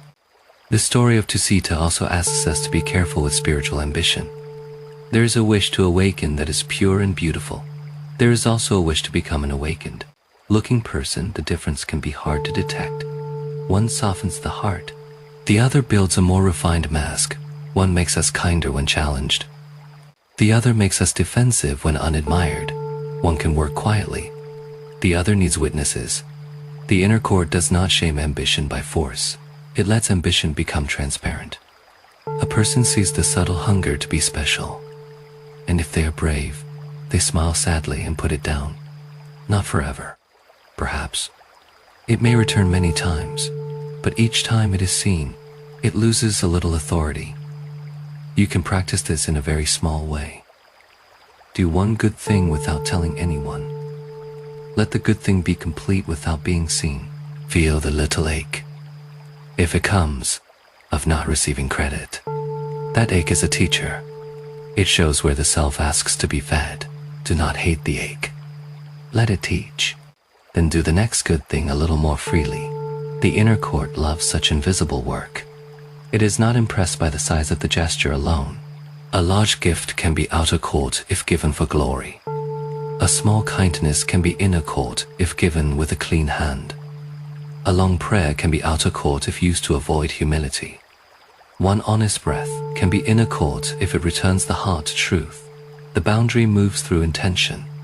This does not mean outer actions do not matter. They matter greatly. Harmful actions wound beings, whatever the intention claimed to be. Helpful actions protect life. Speech matters, money matters, food matters, bodies matter. But intention gives direction to action, the way a current gives direction to water. Without a wholesome current, even religious action may circle back to self. So, if tonight leaves you with one practical instruction, let it be this. Before acting, ask the heart where it is leaning. Is it leaning toward grasping? Is it leaning toward display? Is it leaning toward fear? Is it leaning toward fear? Is it leaning toward care? Is it leaning toward freedom? The question itself can slow the old habit. A seen habit can be softened. A softened habit can be replaced. This is patient work. The old masters knew patient work. When they spoke of future births, vast heavens, long ages, and great assemblies, they were not always trying to make practice dramatic. Sometimes they were trying to stretch the heart beyond the narrow panic of this week, this year, this one visible lifetime. The path is long. Because it is long, despair is not useful. Because it is long, every seed matters. Because it is long, today's small sincerity is not wasted. There is comfort in that. Not the comfort of ignoring urgency, but the comfort of belonging to a path wider than one mood. You may have practiced well for a while and then lost the thread. The path is still wider. You may have spoken a vow and then forgotten it. The path is still wider. You may be uncertain what you believe. The path is still wider. Return to what you can practice now. Kindness, restraint, honesty, gratitude, listening. These are not small because they are ordinary. They are ordinary because they are needed everywhere. In a palace, kindness is needed. In a kitchen, restraint is needed. In a temple, honesty is needed. In a disagreement, gratitude for the chance to see oneself is needed. In old age, listening is needed. At the edge of death, a sincere direction is needed. Tusita's inner court is a grand image, but it does not replace these simple trainings. It gathers them. It gives them a destination. It says, do not let goodness stop at comfort. Let it become a road toward awakening. Now let the story open another small window. This time toward the idea of decline. The 5 signs of heavenly decline are often described in Buddhist teachings as a way to show that even heavenly pleasure is fragile. The flower crown fades. The garment loses purity. The body becomes unpleasant. Sweat appears. The seed no longer brings joy. Whether one receives these images literally or symbolically, they are powerful because they show pleasure at the moment. It stops protecting the mind from truth. A person can live for a very long time believing, this will satisfy me. Then one sign appears. The thing that used to thrill now feels flat. The role that used to define now feels narrow. The face in the mirror changes. The praise moves to someone else. The body asks for care. The old seat no longer brings joy. This moment is painful, but it is not only painful, it is a doorway. The mind can panic and chase harder, or it can ask a wiser question. What was I hoping this would give me? What remains when this changes?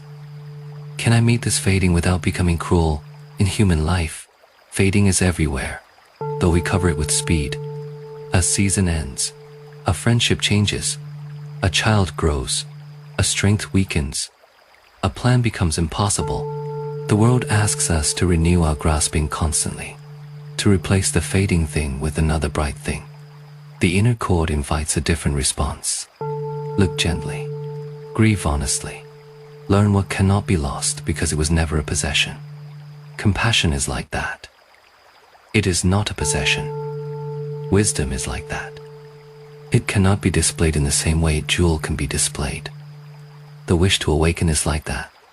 It may be hidden, but it can guide a life. The beings in the outer court fear decline because their joy depends on conditions staying pleasant.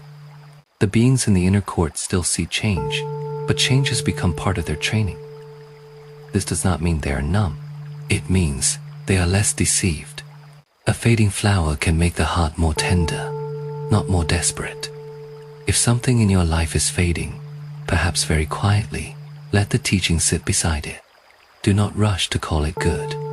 Do not force yourself to be serene. Simply allow the possibility that fading can teach without destroying. A role may fade and reveal humility. A desire may fade and reveal space. A plan may fade and reveal a truer vow. Even grief, held with care, can open compassion for all who lose. The river in Tusita receives fading petals all night. It does not keep them, and it does not reject them. It carries them. Let the breath carry a little of what is faded. No need to name everything, just a little carrying. Now think of the word contentment again. The heavenly being in the outer court thought contentment meant having enough to light. Later, beside the river, he began to understand another kind. Contentment can mean trusting the present step. It can mean no longer demanding that life become a different life before practice begins. It can mean taking the conditions at hand and using them well. If there is pain, use pain to deepen compassion. If there is comfort, use comfort to support practice. If there is uncertainty, use uncertainty to soften arrogance. If there is success, use success to become generous. If there is failure, use failure to become honest. The outer court wastes even pleasure by making it into sleep. The inner court uses even difficulty by making it into a path. The difference is not always the event, it is the use. That is a quiet but powerful teaching. We do not control all events. We cannot arrange every condition. We cannot make the world stop changing. But we can learn, slowly, how to use what comes. This is not, it is responsiveness. A reed bends with wind and remains rooted. Water meets stone and finds a way. A practitioner meets praise, blame, loss, gain, and desire, and keeps asking how to move without losing the vow. This is the kind of strength that belongs in a sleep story. Not harsh strength, not clenched strength, a low, steady strength, like a lamp that continues through a long night. The lamp at the bridge has burned for many hours now. Its flame is smaller, but more intimate. A person could cup both hands around it. A person could carry it into a dark hall. It does not light the whole heaven. It lights the next few steps. This is enough for all real walking. Some people cannot practice because they imagine practice must light the whole future at once.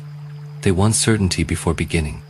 They want assurance that the vow will never weaken, the mind will never wander, the path will never feel dry. But the lamp does not offer that. It offers enough light to begin. Then after beginning, enough light to continue. Then after forgetting, enough light to return. It does not deny wandering. It does not glorify wandering. It simply opens a way after wandering. The outer court says, stay entertained, so you never have to notice you wandered. The inner court says, notice and come back. This is why a tired listener can trust the teaching. It does not require a perfect attention tonight. If you have drifted during the story, you can return now. If you drift again, return then.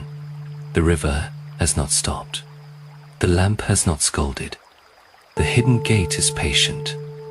There is another layer to the comparison between Tusita and the Western Pure Land. It is not necessary to settle it tonight, but it can be held gently. In many Pure Land teachings, Amitabha's vow is praised as an especially compassionate support for ordinary beings in a difficult age. The practitioner relies deeply, recites sincerely, and trusts a power beyond the small self. In Maitreya devotion, especially aspiration toward Tusita's inner court, the flavor often includes closeness to the future Buddha, continued training, and future participation in helping beings when Maitreya appears. These are different medicines, and sincere people may be drawn to one or the other for reasons that are not always visible from outside. A person who has been proud may need reliance. A person who has been passive may need a vow of active training. A person terrified of falling may need the assurance of being received. A person moved by the future work of the Bodhisattva may need the image of Maitreya's hall. The wise do not use one medicine to shame another patient. They ask whether the medicine is actually being taken. For Pure Land are faith, vow, and practice sincere. For Tusita are aspiration, conduct, and listening sincere. For any path is the heart becoming kinder, less false, less ruled by greed, more able to serve. Without that, sacred names can become decorations in the outer court. With that, even one name can become a bridge. Let the sacred remain sacred by keeping the heart honest. The night is almost at its deepest point. In the human world, there may be hours before dawn. In Tusita, if the old measures are imagined, a human night may be less than a glimmer. Yet the story has made a meeting place between these times. Your night and that heaven's vastness touch in the mind. This is one of the gifts of contemplative storytelling. It lets a small room hold a cosmic landscape, and then lets the cosmic landscape return as guidance for a small room. Do not underestimate small rooms. Many vows are remembered in small rooms. Many harmful words are not spoken in small rooms. Many tears that soften pride fall in small rooms. Many seeds are planted where no one else is watching. A temple can help, a scripture can help, a teacher can help, a community can help, but the heart must also learn to practice where it actually lives. If the inner court cannot begin in the place where you lose patience, it remains an idea. If it cannot begin beside the phone, the table, the bed, the bill, the memory, the difficult conversation, then it is still too far away. So let Tusita come all the way here. Let the outer court be the habit that says, distract yourself. Let the inner court be the breath that says, listen first. Let Maitreya's future teaching be the part of your own heart that still believes beings can become kinder. Let the bridge be the next small choice. Let the lamp be enough light. Then the story is no longer remote. It becomes practice. The young heavenly being who crossed the bridge now spends long periods in the listening hall. Sometimes he remembers the outer music with tenderness. Sometimes longing returns, not as strongly, but enough to humble him. He learns that crossing once does not end practice. The old training of desire does not vanish simply because the scenery changes. It returns in refined forms, wanting to understand quickly, wanting to be noticed by the teacher, wanting to become a... Each refined wanting is shown to him, not with punishment, but with clarity. When he wants to be noticed, he is asked to serve unnoticed. When he wants quick insight, he is asked to listen longer. When he wants to speak, he is asked to hear another being fully. When he wants to be free for himself, he is asked to feel the suffering of those still outside.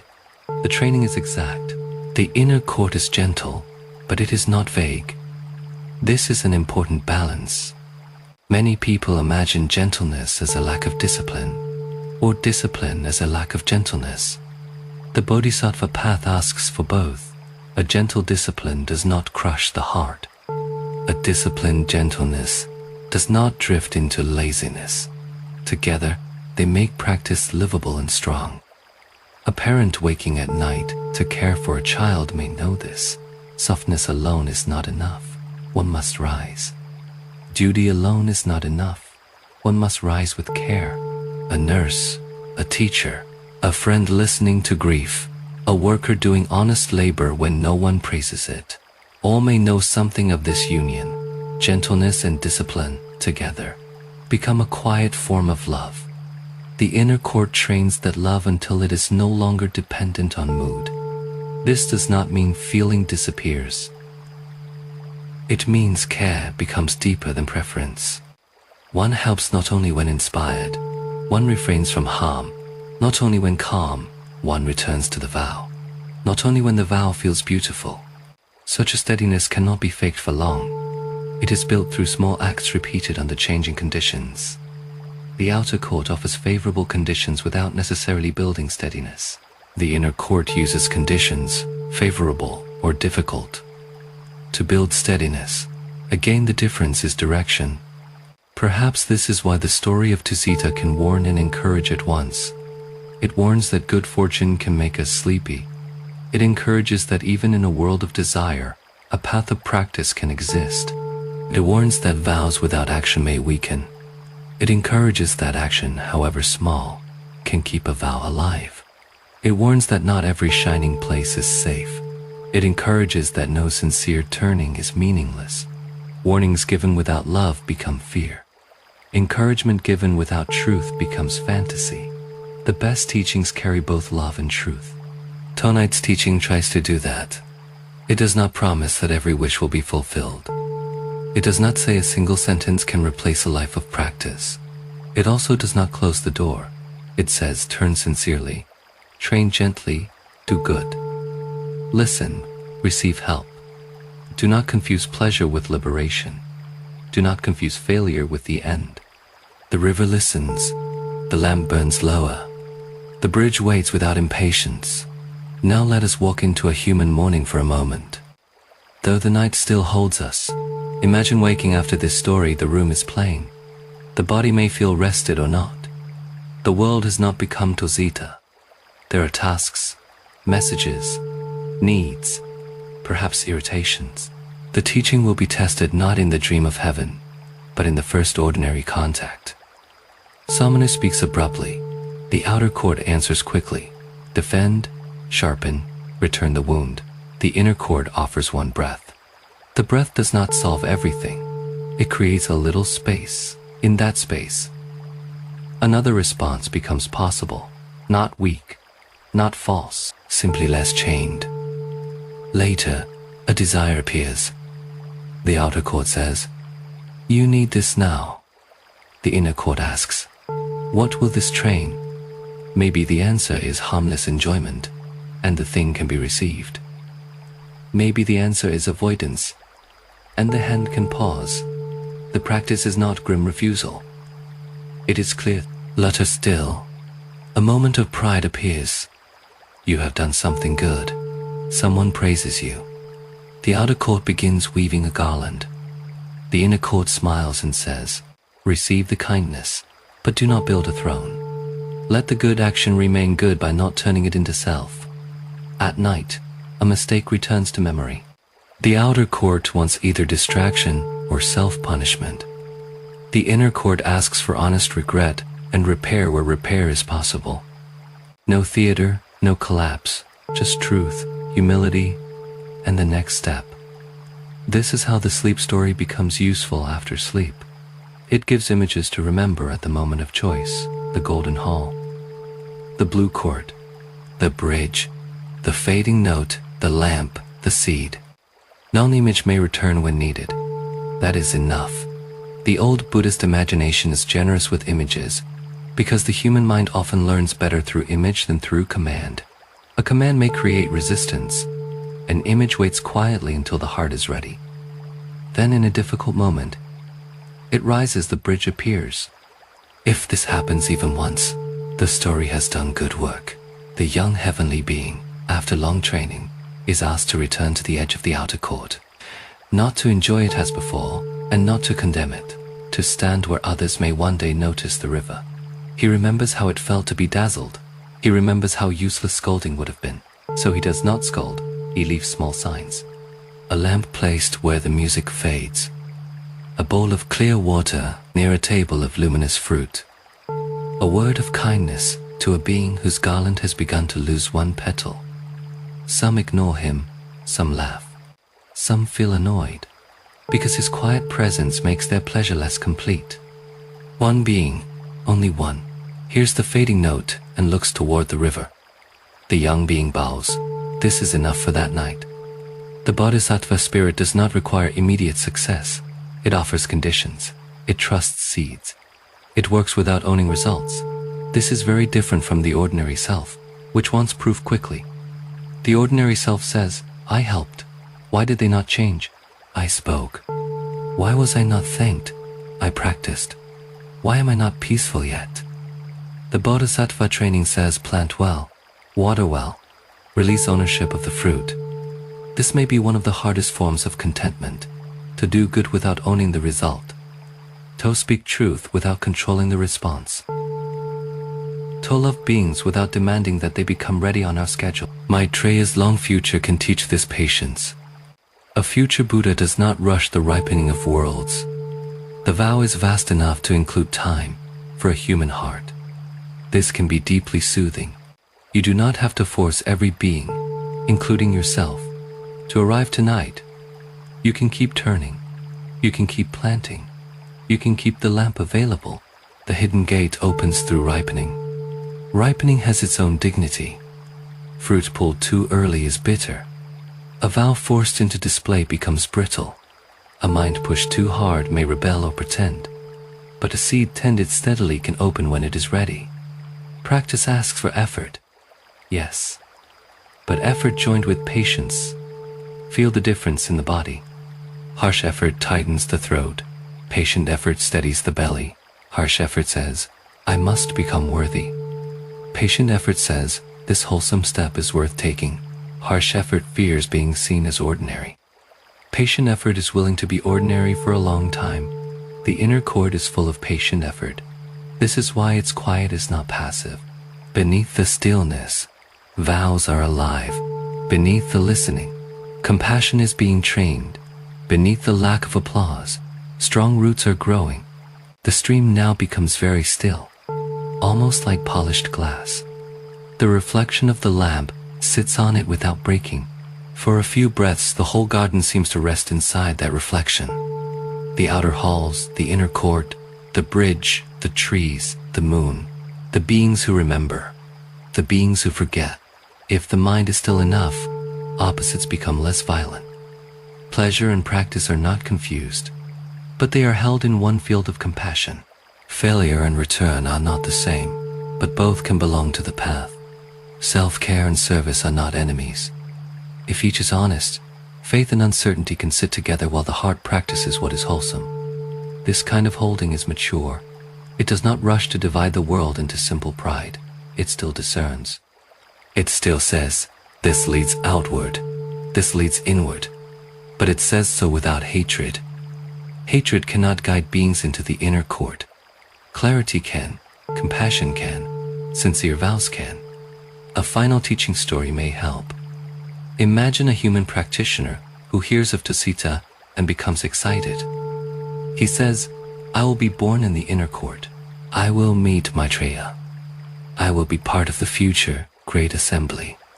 At first, the thought inspires him. He bows, recites, gives, studies, and tries to restrain harm. Then the thought becomes an identity. He begins to compare. These people seek only ordinary pleasure, he thinks. Those people follow lesser paths. I am connected to the future Buddha. I am not like them. His words remain religious, but the fragrance has changed. The vow that once humbled him now lifts the chin. The inner court has become another outer court. One day, he visits an old teacher and speaks proudly of his aspiration. The teacher listens. Then she asks him to sweep the courtyard. He is disappointed. He wanted a secret teaching about Maitreya. But he sweeps. As he sweeps, irritation rises. Does she not know his devotion? Does she not see his learning? Dust gathers at the edge of the stones. Leaves stick to the broom.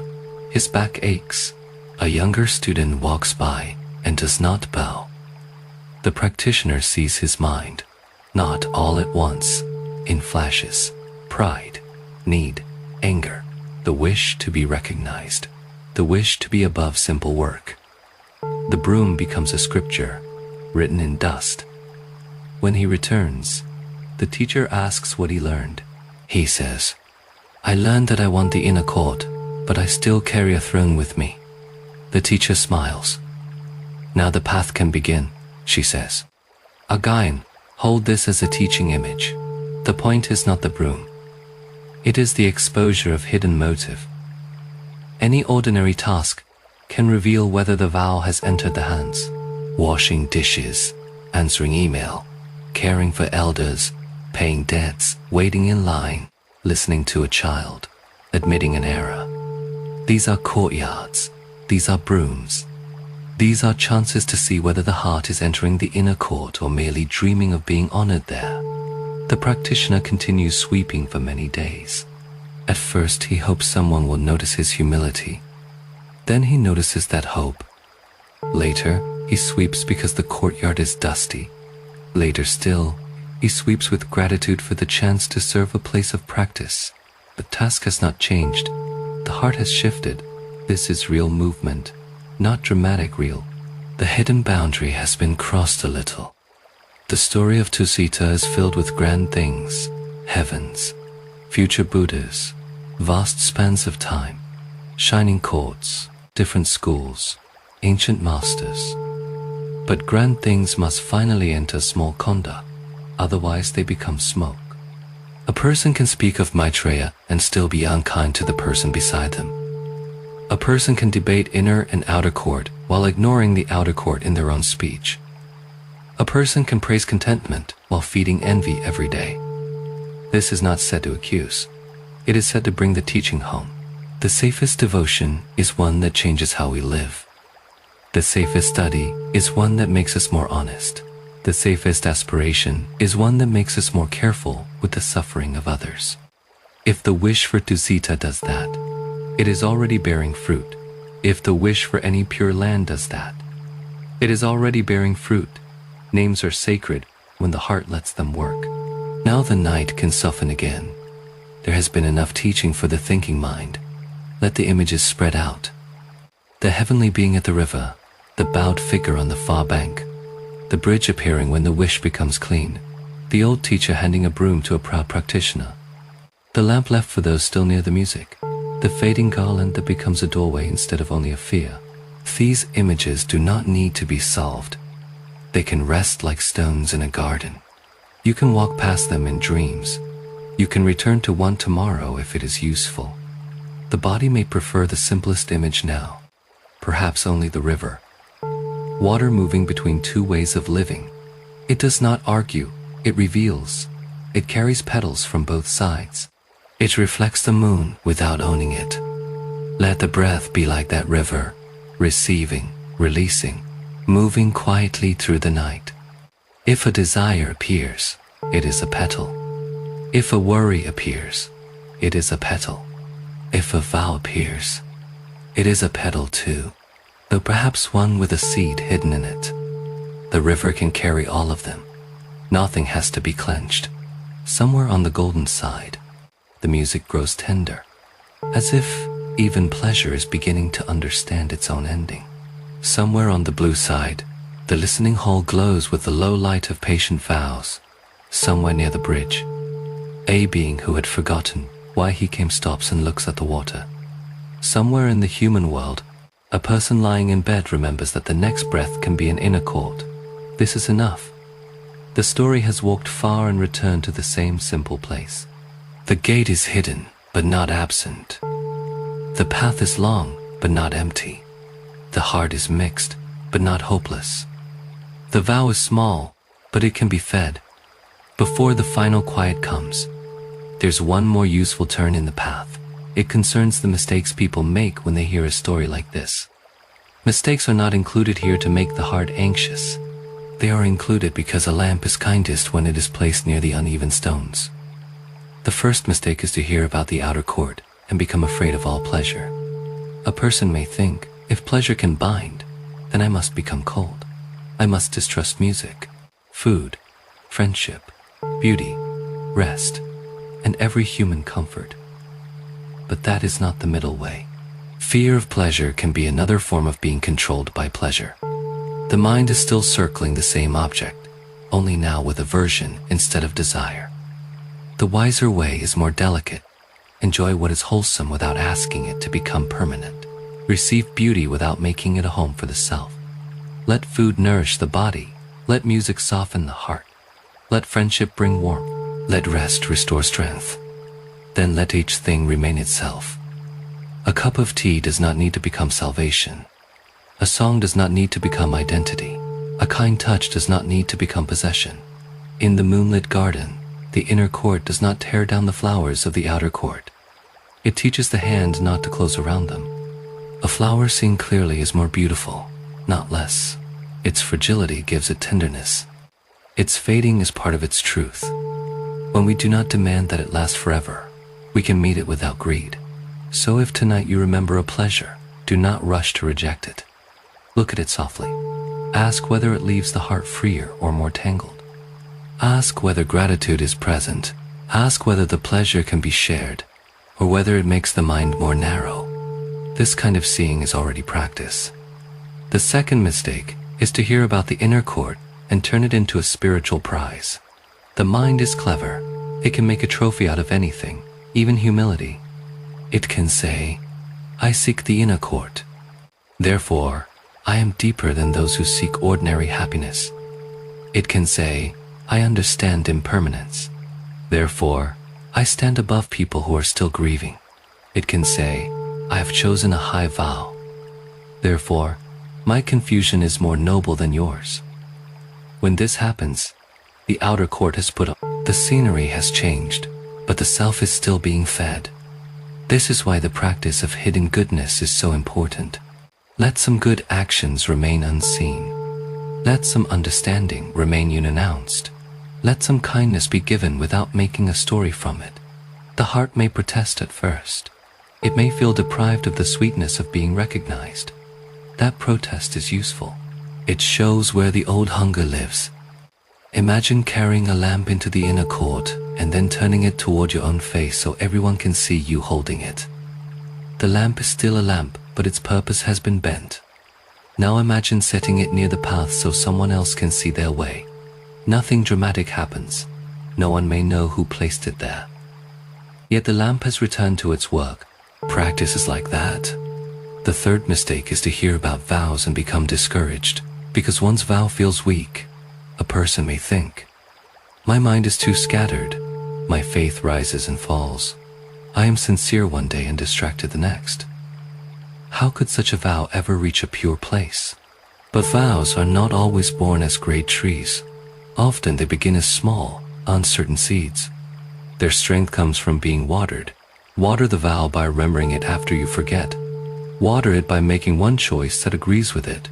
Water it by keeping company with teachings that return you to what is true. Water it by asking forgiveness when you harm. Water it by rejoicing in the goodness of others, instead of competing with it. Water it by resting when exhaustion would make you cruel. A vow that is watered becomes more trustworthy, not because the person becomes flawless, but because the direction becomes familiar. The heart learns the way back. The old garden shows this through the bridge. A being does not see the bridge by straining the eyes. The bridge becomes visible as the heart's direction matures. At first, the being may stand at the river and see only water. Later, after many small acts of honesty, the same place reveals a crossing. This is not magic in the childish sense. It is the way training changes perception. In human life, training changes perception all the time. A musician hears patterns. A gardener sees soil and weather in a handful of leaves. A doctor notices signs in a face. A parent hears a child's need in one small sound. Practice trains the heart in the same way. It begins to notice the taste of grasping earlier. It hears pride before pride becomes speech. It feels the warmth of compassion before resentment hardens. This is the inner court becoming visible. Not in one burst, through trained seeing. There is also a fourth mistake, quiet but common, to compare paths until practice disappears. One person reads about Tusita, another about Amitabha's Pure Land, another about meditation, another about precepts, another about Zen, another about devotion.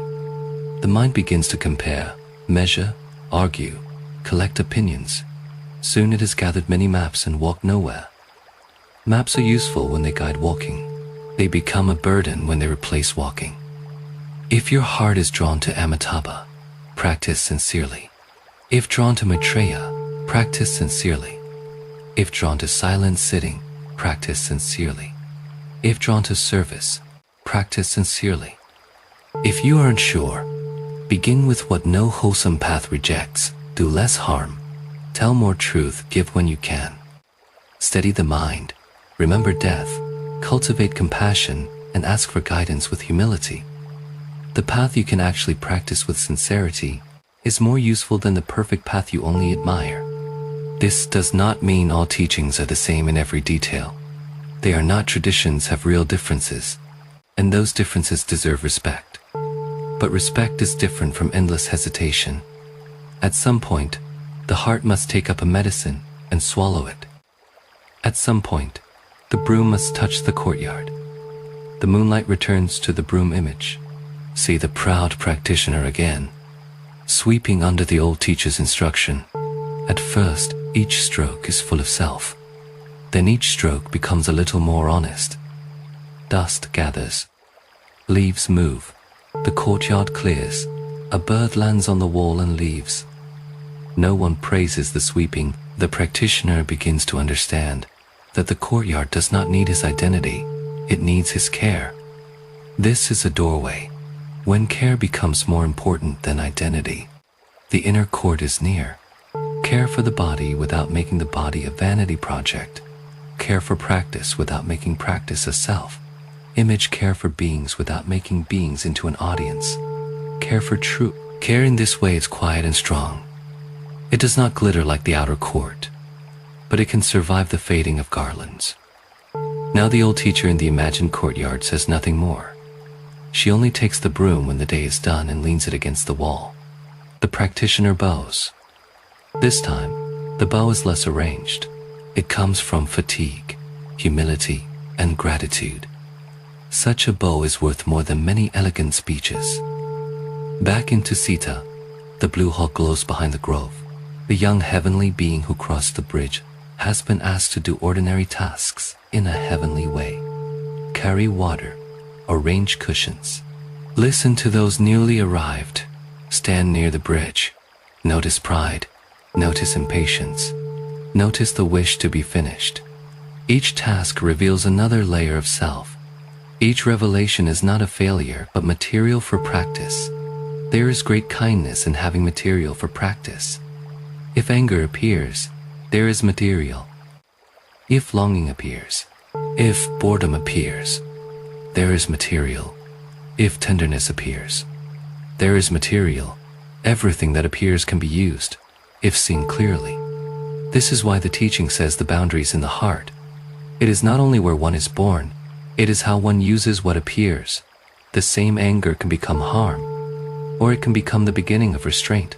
The same sadness can become bitterness, or it can become compassion for others who grieve. The same success can become pride, or it can become a chance to give more freely. The same uncertainty can become paralysis, or it can become humility. The inner court is the art of using experience for awakening. The outer court is the habit of using experience to feed the restless self. That is a simple distinction, but it can guide many moments. If you wake in the night, unable to sleep, that too can be used. The outer court may reach for worry, entertainment, or resentment at the body's refusal to rest. The inner court may say, "This is wakefulness. Let it be held gently." A few breaths can be received. A quiet phrase can be remembered. A wishful, sleepless beings can be sent into the dark. Even wakefulness can become less lonely when joined with compassion. If you wake in the morning with heaviness, that too can be used. The outer court may build a story of failure before the day has begun. The inner court may place one foot on the floor and say, begin with the next kind thing, not the whole life, not the whole path, the next kind thing. This is how practice becomes possible for ordinary people. The story of Tusita is vast enough for gods and future Buddhists, but it is also small enough for the first footstep of the day. Let that be a comfort. The night now gathers all its images again. The golden halls, still beautiful. The blue court, still patient. The river, still carrying reflections. The bridge visible to the heart that turns. The lamp, small but faithful. The broom, plain and exact. The seed, hidden but alive. If one image has become yours, let it stay near. If none has stayed, that is fine too. The listening itself has left a trace. Traces become roads. Roads become habits. Habits become worlds. And worlds can change when there is a final ordinary scene that may help the teaching settle. Imagine a person in the human world standing at a market just before evening. The stalls are closing, fruit is being covered, cloth is folded. The air carries the smell of rain on dust. This person has heard teachings for many years, but on this evening, nothing grand is happening. No vision appears. No scripture opens by itself. There is only a tired vendor counting coins with slow fingers. The person notices a small mistake. Too much change has been returned. It would be easy to keep it. No one has seen. The amount is not large. The outer court speaks in a practical voice. It is nothing. Keep walking. You have needs too. The inner court does not thunder. It only makes the hand feel the weight of the coins. The person stops, turns back, and returns what was extra. The vendor nods, surprised. The market goes on closing. No heavenly flower falls. No one records the act. Yet something has happened. A road has been strengthened. The heart has practiced entering the court of listening. This is how the teaching survives outside the story. Not through constant emotion, through small exact choices. Another day, the same person may fail. They may speak sharply, cling to praise, waste time in distraction, or tell themselves a flattering story. Then the path asks for another exact choice, to see, to regret, to repair, to return. The inner court is not a museum for perfect beings. It is a training hall for those willing to become honest. Think again of Maitreya, the future Buddha, not as a distant idea only, but as a symbol of kindness that is not given up on time. The future is not empty. It is being shaped by what is planted now. A harsh word plants one kind of future. A returned coin plants another. A night of sincere listening plants another. A vow remembered in weakness plants another. If the heart feels small, let it be small without despair. Seeds are small. A lamp flame is small. A breath is small. A first. The path has always known how to use small things. There is also relief in knowing that the inner and outer courts are not fixed labels we must paste onto ourselves. Today, in one moment, the mind may live outside, dazzled and forgetful. In the next moment, it may turn inward, humble and clear. Later it may wander again. The path is not helped by saying, the path is helped by seeing the present leaning of the heart. Right now, is the heart leaning toward grasping or toward release? Right now, is it leaning toward display or toward sincerity? Right now, is it leaning toward sleepwalking or toward listening? The answer may change. That is why practice continues in this way. Tusita becomes less like a distant map and more like a living mirror. The mirror does not flatter and it does not condemn. It shows. If we are chasing, it shows chasing. If we are hiding, it shows hiding. If we are ready to return, it shows the bridge. A clear mirror is a form of compassion because it gives the heart a chance to stop pretending. The market scene fades. The coins are returned. The vendor covers the last basket. Evening rain begins. The person walks home with no special glow, only a quieter chest. That quiet may be worth more than a heavenly ornament. It is the quiet of having agreed, in one small moment, with the vow. May many such moments gather. May they gather without noise. May they become the conditions by which the hidden gate is easier to see. And if one day the mind stands at a greater crossing, in this life or beyond it, may those small moments rise like lamps along the bridge. One more breath can be placed beside that wish. Think of all the unnoticed crossings that may already have happened in your life. A time you wanted to answer anger with anger and did not. A time you could have taken more than was fair and chose enough. A time you listened even though you were tired. A time you let another person be happy without turning their joy into your loss. A time you began again after feeling ashamed. These moments may have seemed too small to count. Yet the path counts in a quieter way than the world does. The world often counts what can be displayed. The path counts what changes the heart. The world counts applause. The path counts restraint. The world counts how brightly the outer hall shines. The path counts whether a being has learned to hear the fading of the song without despair. This quieter counting is merciful, because it means no sincere effort is wasted. So let the small good you have done be included tonight, not inflated, not turned into pride. Simply included. Let the harm you regret be included too. Not as a final identity, but as a teacher asking for repair. Let the mixed nature of the heart be included. Mixed does not mean lost. Mixed means practice has a place to work. The bridge does not ask for a perfect traveler. It asks for one who is willing to turn. And willingness can be renewed quietly. It can be renewed after a distracted day, after an impatient word, after a season when practice felt distant. It can be renewed without drama, the way a lamp is trimmed and lit again. The flame does not ask why it went out. It simply receives the match, takes the wick, and gives what light it can. This is enough for tonight. A little light, a little honesty, a little willingness to turn again, when morning asks for practice in ordinary clothes. And this small willingness is already a quiet blessing. The story can now begin to loosen its shape. The exact map of Tusita may fade. The names may become softer. Maitreya, Asanga, Vesubandhu, inner chord, outer chord, pure land, vow, merit, practice. Let them become gentle lights rather than things to hold tightly. What remains is simple. There is a happiness that still depends on getting what we want. There is another happiness that begins when wanting relaxes. There is a birth into good fortune. There is another birth into clarity. There is a gate that cannot be forced. There is a heart that can learn to see it. The breath may be slower now, or it may not. Both are acceptable. The teaching is not a demand placed on the body.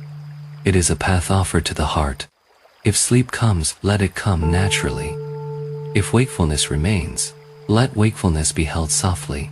The night is wide enough for either. The lamp on the bridge lowers. The stream carries the last gold from the outer halls. The blue court becomes a blur of moonlight somewhere. A teaching continues without needing to be heard by every ear at once. Somewhere, a being looks up from pleasure and notices the fading of a note. Somewhere, a vow that seemed forgotten stirs under the soil. Somewhere, a tired human listener rests near the hidden gate. May the heart know the difference between a beautiful chain and a quiet freedom.